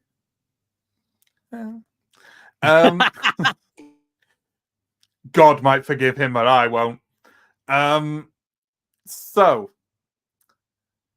moving on from that, yeah, I take it we are leaving the Octagon and moving ourselves. This is remarkable. Moving ourselves in the direction of the inner wall. Let's have that. Yeah, I can see John lining up the map there. Let's get that map up. Do you kind of get the idea of where I'm talking about? Like, so North Town is kind of the area above the Oval Plaza, right? That the larger plaza nearer the entrance to the town. Yes, precisely. That is North Town. And he lived in a house by the wall to the east of North Town. Basically, go up in the corner. No. Further. By the She wall said the around the inner mound. wall. The inner wall around the mound. So yes, on that street somewhere. precisely. Somewhere around there. So that's massively narrowed it down for you. And I'm assuming you will now want to go there and actually carry out the investigation rather than buy seafood and deal with an incredibly affectionate cat. Sounds good. I guess we just walk along the inner wall and eventually we'll get there. Hell, I'm sorry, folks. This is definitely, oh my God, taking something away from the stream in seriousness and tone, perhaps. Okay, maybe it'll settle. There we go. Sounds like I don't see a problem. I'm going to view it as just a particularly mobile, extended beard.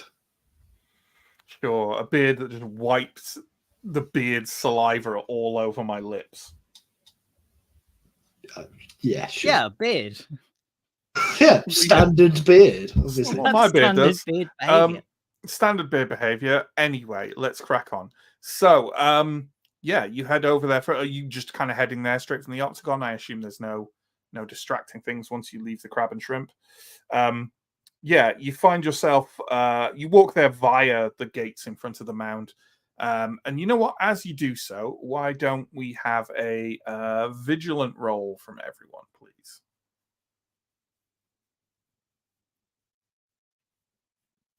Yep.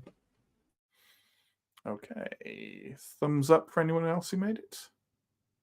Okay.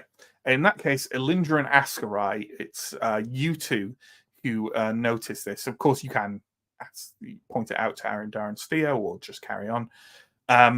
The crowd of people gathered here in front of the mound gate, not specifically here, but just in general for festivities, are kind of parting to each side to accommodate a group of individuals traveling through the kind of seem to be traveling from maybe from the front gate of the city through to this gate onto the mound. They are there is a carriage that's riding through, and there are also two people mounted riding alongside the carriage. The two who are riding alongside the carriage are quite notable. One of them is wearing a large elaborate golden sun mask that some senior theurgs do wear for ceremonial occasions, but seeing someone just riding through the street wearing it is definitely unusual. The other is dressed in the full chainmail and plate garb of a knight and has a shining great helm atop their body. They are dressed, in point of fact, in armor very similar to yours, Elindra, because it looks like Sun Knight armor that has been de-templared. It is almost exactly the same as the look of that.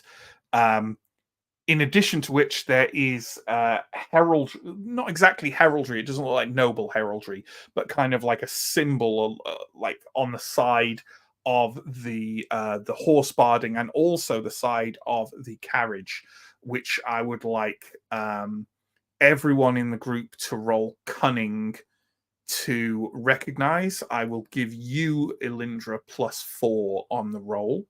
And if someone wants to roll for Anton, and he can take a +5. That's a yes from Steo. I rolled for Elindra and Anton, who both got it. Okay. How about Askarizer? Nope. How about Arendar? Nope. Okay. Well then, Elindra and Anton, for that matter, and Steo recognize the symbol as that used, I'd say frequently, but hopefully, one hopes to never have an interaction with this minor faction of the church. They are a elite group of individuals from the Twilight Friars. The Twilight Friars also sometimes being known as the Black Cloaks, although it kind of varies whether you're a Black Cloak or a Twilight. There's a kind of difference there. This particular group is known as the Whip of Prios. Generally, if they are investigating something, someone's going to have a bad day. Kind of. Hopefully, it's still kind of crowdy and noisy enough for me to kind of have a conspiratorial stage whisper to the others without being uncouth. Yeah. But I'll be like, Black Cloaks? That carriage has got Black Cloak livery. Black Cloaks. Twilight Friars. They're called the Whip of Prios, and whatever they're here investigating, you don't want to be the person that they're investigating. The kind of loose crowd is kind of parting in front of them and sort of subduing in their immediate environment until they reach the gates of the mound. The individual that's dressed as with the wide golden sun mask reaches down and hands some documentation to a guard who kind of looks through it briefly and then waves for the gate to be opened. Well, we've probably got a pretty good idea what they're investigating. Yeah. Do you remember that time that we were searching for things and we were up against a band of Black Cloaks? This is worse. I'd heard of these folks, but I wasn't completely sure they even existed. They taught us about them, but like, you don't see these people. Except today, apparently, where they're entirely happy to be very visible. Do you reckon that's the Theurg then in the mask? I think that's a Theurg. I think. Sorry, what do you mean by the Theurg, Steo? The new first Theurg. Oh, no, it didn't look like. I presume this not straight out of Temple Wall or something, right? Like they're not. I assume they're not local. They ain't out of Temple Wall anymore. Temple Wall is now controlled by the Knights of Dead Prios. Okay. But yes, they are probably sent from the highest ranks of the Curia. Yes. Yeah. We're talking about a kind of one-off sort of elite force. Okay. All right then. I suppose we better be quick and not leave too many footprints around this place, lest we be taken as guilty. I literally just realised, which is silly because I've been using it for temporary thumbnails and promotional material for about 3 weeks now. That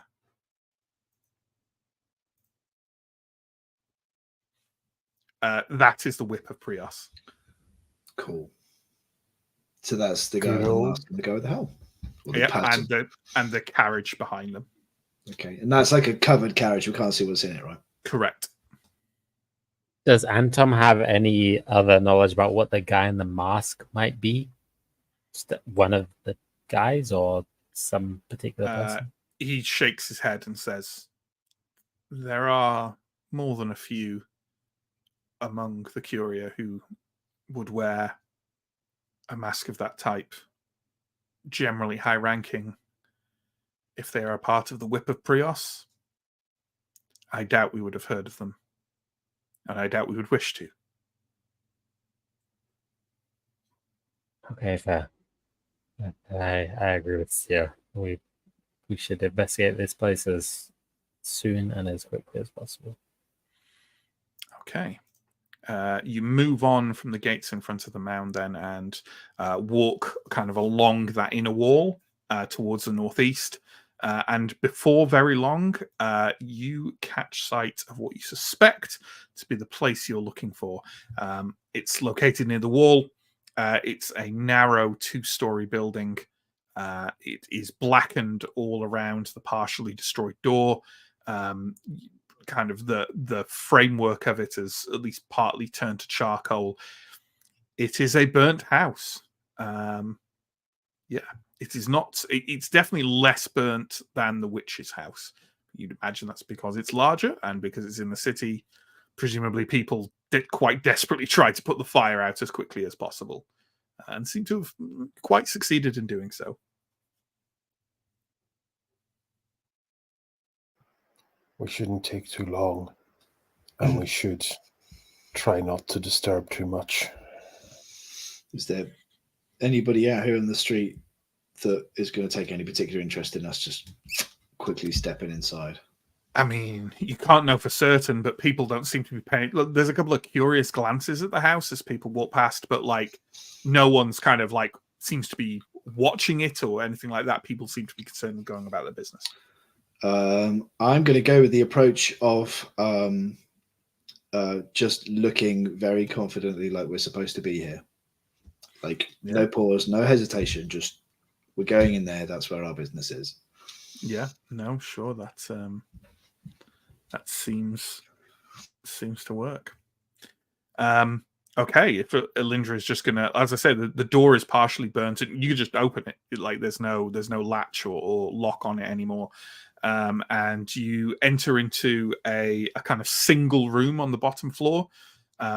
What appears to have been like maybe a library or a study. There are shelves all across the walls. There's a lot of kind of like burnt parchment scattered around, but maybe not as much as you might expect, given that it presumably used to be a library. All the bookshelves are empty, all the drawers and sort of filing cabinets all seem to have, like, they've been opened. And there seems to be nothing particularly in them. Over to one side by the kind of stairs leading upwards, there's what looks like a kind of standing desk or pulpit, where someone might scribe or read if they didn't like to sit down to do so or wanted some variety. There's also what looks like the remains of a burnt chair in the middle of the room. And assuming that Elindra might want to do a similar thing to the thing she failed at in the witch's home, can go ahead and give me a vigilant roll. Yes. Sorry, I'm being incredibly thick. I'm looking at the wrong character sheet. Vigilant, yeah. That's a fail.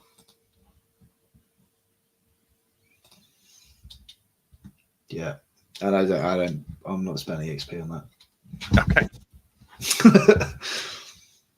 How burnt does everything else in this room look? Is it just the chair? The chair looks burnt, but the burning definitely seems to be focused around that. Everything has definitely been touched by the fire. Okay. But it's not kind of burnt through. It's like I say, it looks like it was put out far faster than the witch's house. So he looks like he was probably in the chair, and just to get a sense. So this room is a library, and it's been ransacked or like stripped bare, or just didn't have much in it, or like any of the above. Yeah. Okay. Well, I mean, how would you know? Yeah, nothing in it now. Like you can't say, oh, I'm telling you what it looks like. You can't say, well, what happened, and I'm going to tell you. Like you don't. No, but okay. So I guess ransacked is kind of like stuff strewn about and very messy, as opposed to like it's very difficult. It's very difficult to tell. It's a burnt room. Okay. But like there are books and scrolls and things in it. Like it's not. Nope. I expressly said there were not. There are Okay. small scraps of parchment around, and that's really about it, as far as you can tell. Maybe there may be something if you, if you search more carefully. But like at first glance, it looks like like you say, stuff was either somehow all burnt up, or ransacked, or looted, or it was empty to begin with. One of those things is true. Cool. One of those things is probably true. Ascar will definitely follow Alindrin and is going to look for like a bedroom, something resembling a bedroom. Well, there is a set of stairs leading up, and it leads you to the far less burnt but still slightly scorched upper floor, which has... God, I'm trying to find the information. It has like a small bed chamber, and what appears to be a kind of like a small kitchen and dining room on the other side. None of this is particularly big, and the bedroom is very Spartan. It only really has a cot in it, and then the kind of like dining room and kitchen has some kind of like bent and scorched kitchenware, and again, to first glance, nothing really else. Okay. I mean, Ascar will have a look around to see if there's any thing that might be hidden around here, any sign of people kind of coming in or breaking anything. But okay, is that like the whole house, or just the bit that the upper floor that you're in at the moment? I think if Ascar sees Alindra looking around the other bit, then he's going to focus on this bit for now and let Alindra do the entranceway. Is that Alindra? Are you searching downstairs? Yeah, I'd like to look around more closely for sure. Sure. What are the other two doing?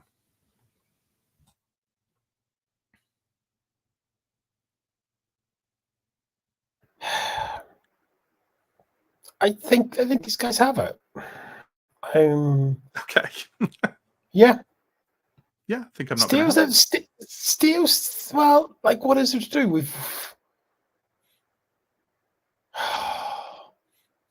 I honestly don't know. Okay. Arendar?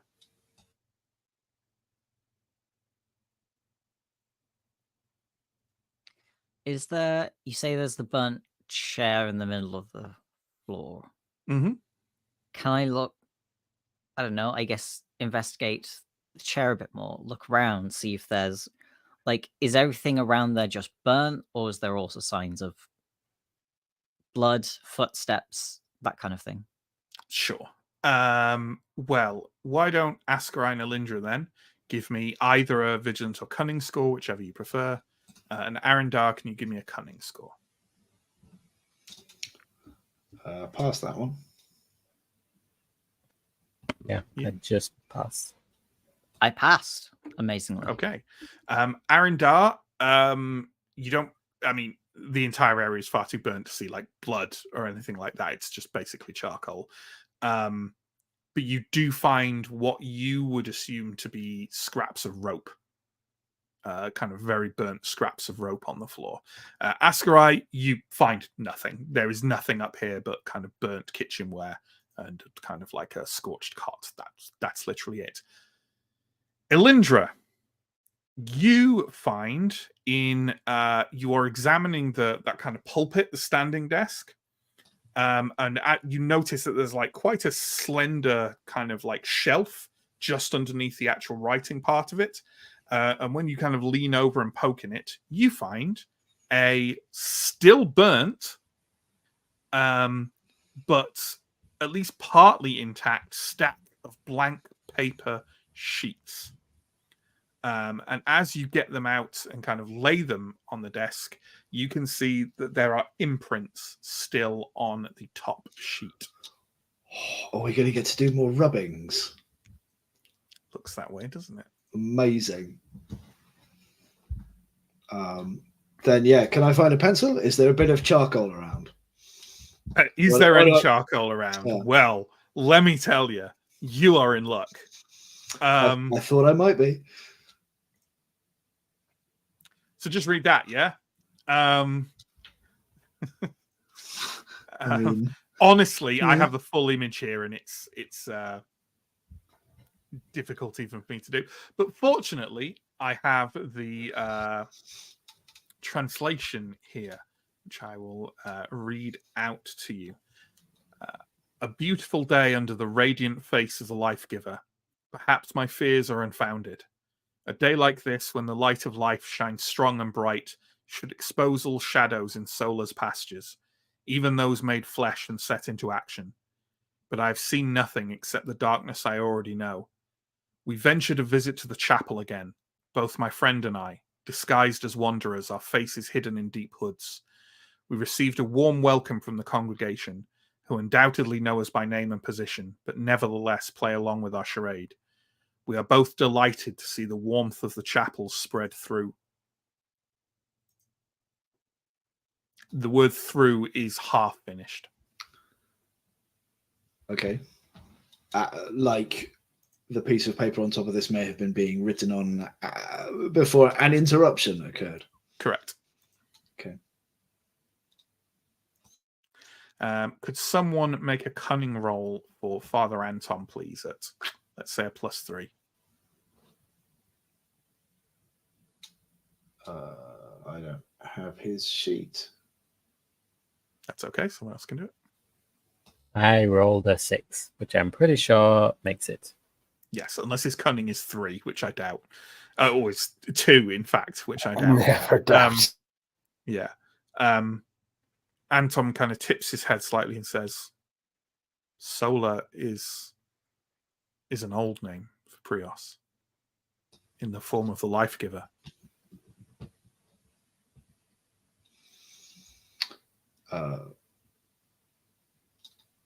Meaning this may not have been a chapel of Prios. This may have been something older. Yes, maybe. And I think on that note, folks, we will wrap the session there. Yeah, it's a slight cliffhanger.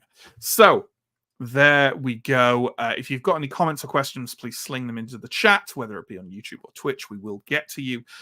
In the meantime, the ending blurb stuff, check down below for a bunch of links. There are links to our YouTube, our Twitch, our Patreon, our Discord, our social media, our merch store. There's a referral link for StreamYard. If you like the look and feel of what we do with these streams, that's where we do the streams.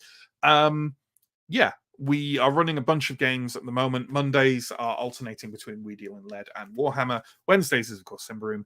Thursdays, we are starting a new campaign tomorrow of the Yellow King. We're very excited about that. That's going to be running fortnightly, but check it out live tomorrow if you want to catch the first installment. It'll be on YouTube and Twitch, like Symbaroum is. If you're wondering why some of ours are only on Twitch, we've basically made a decision that if it started only on Twitch, it's going to end only on Twitch.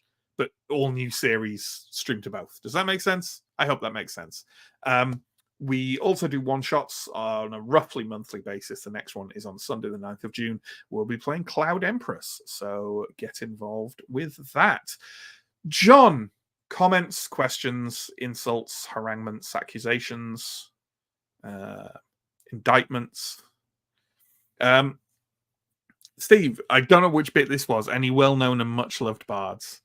No, I feel like we should bring him back. Yeah. Oh, God. I liked him. I liked him. We all like Baramo, but we don't get him back. You didn't like Baramo because Baramo doesn't have a personality. Well, Yes, he I'd did. say Better people, a personality than whatever that No, lad had. to be fair, people watch a lot of Twitch streamers with no personality whatsoever. So I suppose I understand that some people do like that. Yeah, take that, Twitch, the platform we're on. Hi, Baramo. our audience. Baramo had a great personality of neutral, inoffensive, and vaguely helpful. I think you're telling on yourself. All of the things that Matt hates.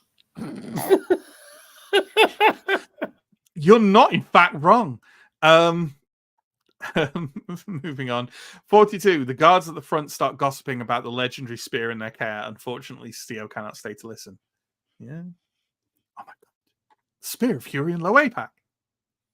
The Guess I'll tales never told of know. this. Night Bites. Steo's former career was guard number 3, enjoying the stabbiness of it. I believe that. I do feel like Steo kind of went out of his way to underplay his kind of city guard thing when he was talking. He was like, "Oh, former sergeant in a past life. That's how I used to be known." I think it's in those situations, like if you're found out to be bullshitting, you get in much more trouble. All right. If it's like, oh, actually, that guy retired. Then Yeah, you use the big words to get into the room, and then once you're into the room, you use the small words. There's also the worry that if they like check on you, all they'll hear is like, "Oh, old clueless Steo. Yeah, he used to work here." Yeah, what happened to Steo with the town guard? Because I think that was kind of before my did he quit? Did he retire? Yeah, was he fired? He kind of informally retired to join the agency, really. You were kind of part-time anyway. Yeah. You were sort of like contracted. And then you were sent on an adventure into Davakar. Yeah. Yeah, you don't want people checking on your credentials, do you? Yeah, don't run these numbers. Come back with a warrant. He's our party's resident cop, but he's actually hardly cop at all. The bare minimum amount of cop. Yeah. Yeah. Next. That should be Disco Elysium path. Yeah. Stephen, I quite like Yalna, not the kind of like where I want to ever be in a room with her, but it's fun watching other people have to be in a room with her. Yeah, I can see that. I agree. Yeah. True. I was thanking God I didn't.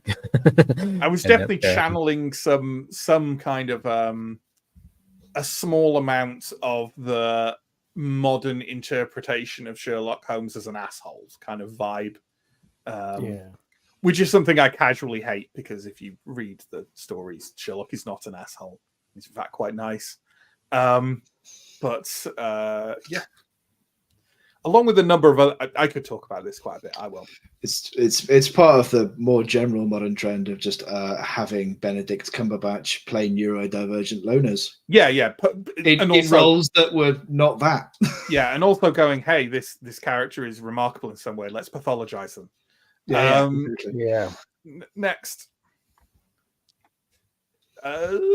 Steve. Sherlock is actually quite nice, like Beramo, and that is the only way that Beramo is like Sherlock Holmes. I can't imagine a comment that would more.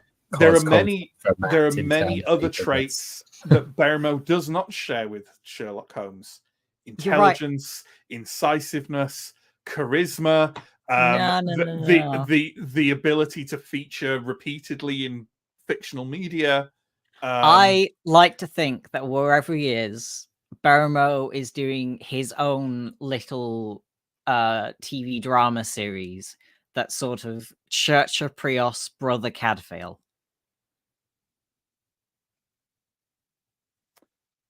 Well, I've been, I don't want to. I've been wondering whether to tell you all that Beramo's dead, but you wouldn't kill Beramo off screen. I would, and there was an extreme amount of indignity. He had a shellfish allergy. Well, people don't talk enough about how many people in the past died of shitting themselves to death, and I just if it's not on screen, I don't believe it. Yeah, I think Beramo's the guy in the past. It's not a twist. It's not a twist. It's not. He's coming back. Fine. All right. Maybe he's not there. I'm commenting neither way on the fate of Beramo. Do you know why? Because I don't know the fate of Beramo, because he doesn't matter. Steve, Matt kills Beramo off screen every week in my dreams. He's the campaign. When I close my eyes. Oh, that's a nice one. 42. In Call of Cthulhu, you could do inspiration rolls when you don't know what to do, right? Yeah. And that's a really useful thing. Yeah. The ability to have some kind of formal form of thing within the role play to guide these idiots along is very by the nose, like cattle, is very useful. I'm sorry, I'm just being... I don't know what's gone into me. It's the cat. Don't blame him. It's all that mention of Beremo. It's all I mentioned of Beremo. You provoked me. Next.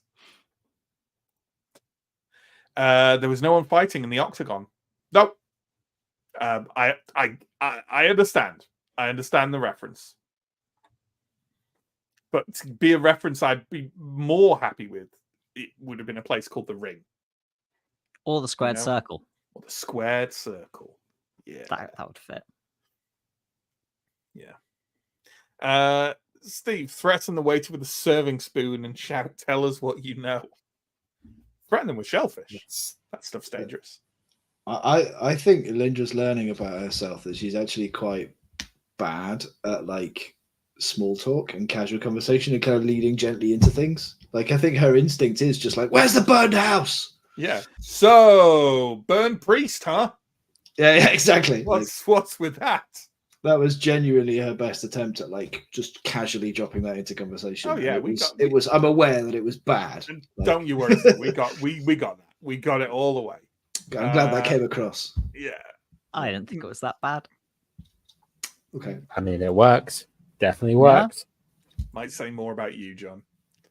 Yeah. No one's safe tonight.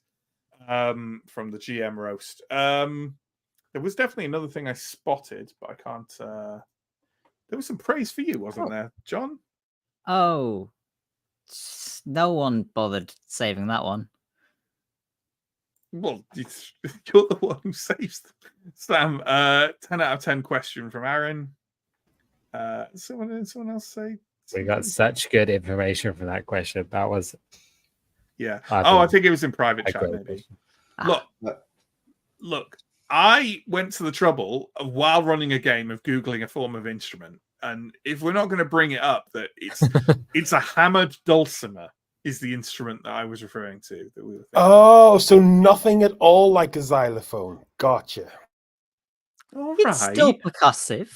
All right. Yeah, all right. Gatekeep and shit on the guy who asked you the question.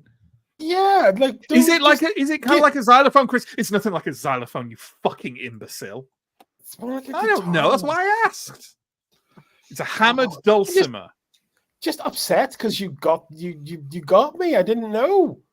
In my head, far better for nautical terminology than I am for folk music terminology so far in this project, in this fool's errand. And to be fair, I believe a hammered dulcimer is quite unusual. I think they usually played like a string instrument, right? Like no, the hammered dulcimer. Dulcimers are meant to be hammered. No. But a non-hammered dulcimer, which I believe is the dominant form of the dulcimer, is plucked or strummed, presumably. Whereas the an Appalachian mountain dulcimers, they're lovely instruments. I like them a lot more than the hammered dulcimers. Fair enough. Can our next roundtable be a dulcimer roundtable? Dulcimer roundtable. And other kind of tuned percussion instruments. In my head, while you were trying to work out what kind of instrument it was, I just filled in with steel drums and imagined it was quite a nice party vibe. All I can really offer to this, as indicated by me having to Google to find out what it is that my favorite Dead Can Dance song has a hammered dulcimer on it. That's all I got. And no one cares about that. So I didn't select this one. I wasn't going to antagonize any further. Who did? I didn't. Oh, wait, I don't know. I know it did it. Look at him. It was the whale. It was the friend on the head. Guilty face. All right. Lovely stuff. Thank you, everyone. Thank you for joining us. Please tune in for Yellow King tomorrow. It'll be a lot of fun. It's always fun to start a new campaign. I'm looking forward to it. I've had basically all of it in my head while running the session, which Probably tells you a lot about how scatterbrained and rage-filled I've been at points, unreasonably so, I think. Yeah, join us tomorrow for that. In the meantime, take care, stay safe. We'll see you next week for more Symbaroum.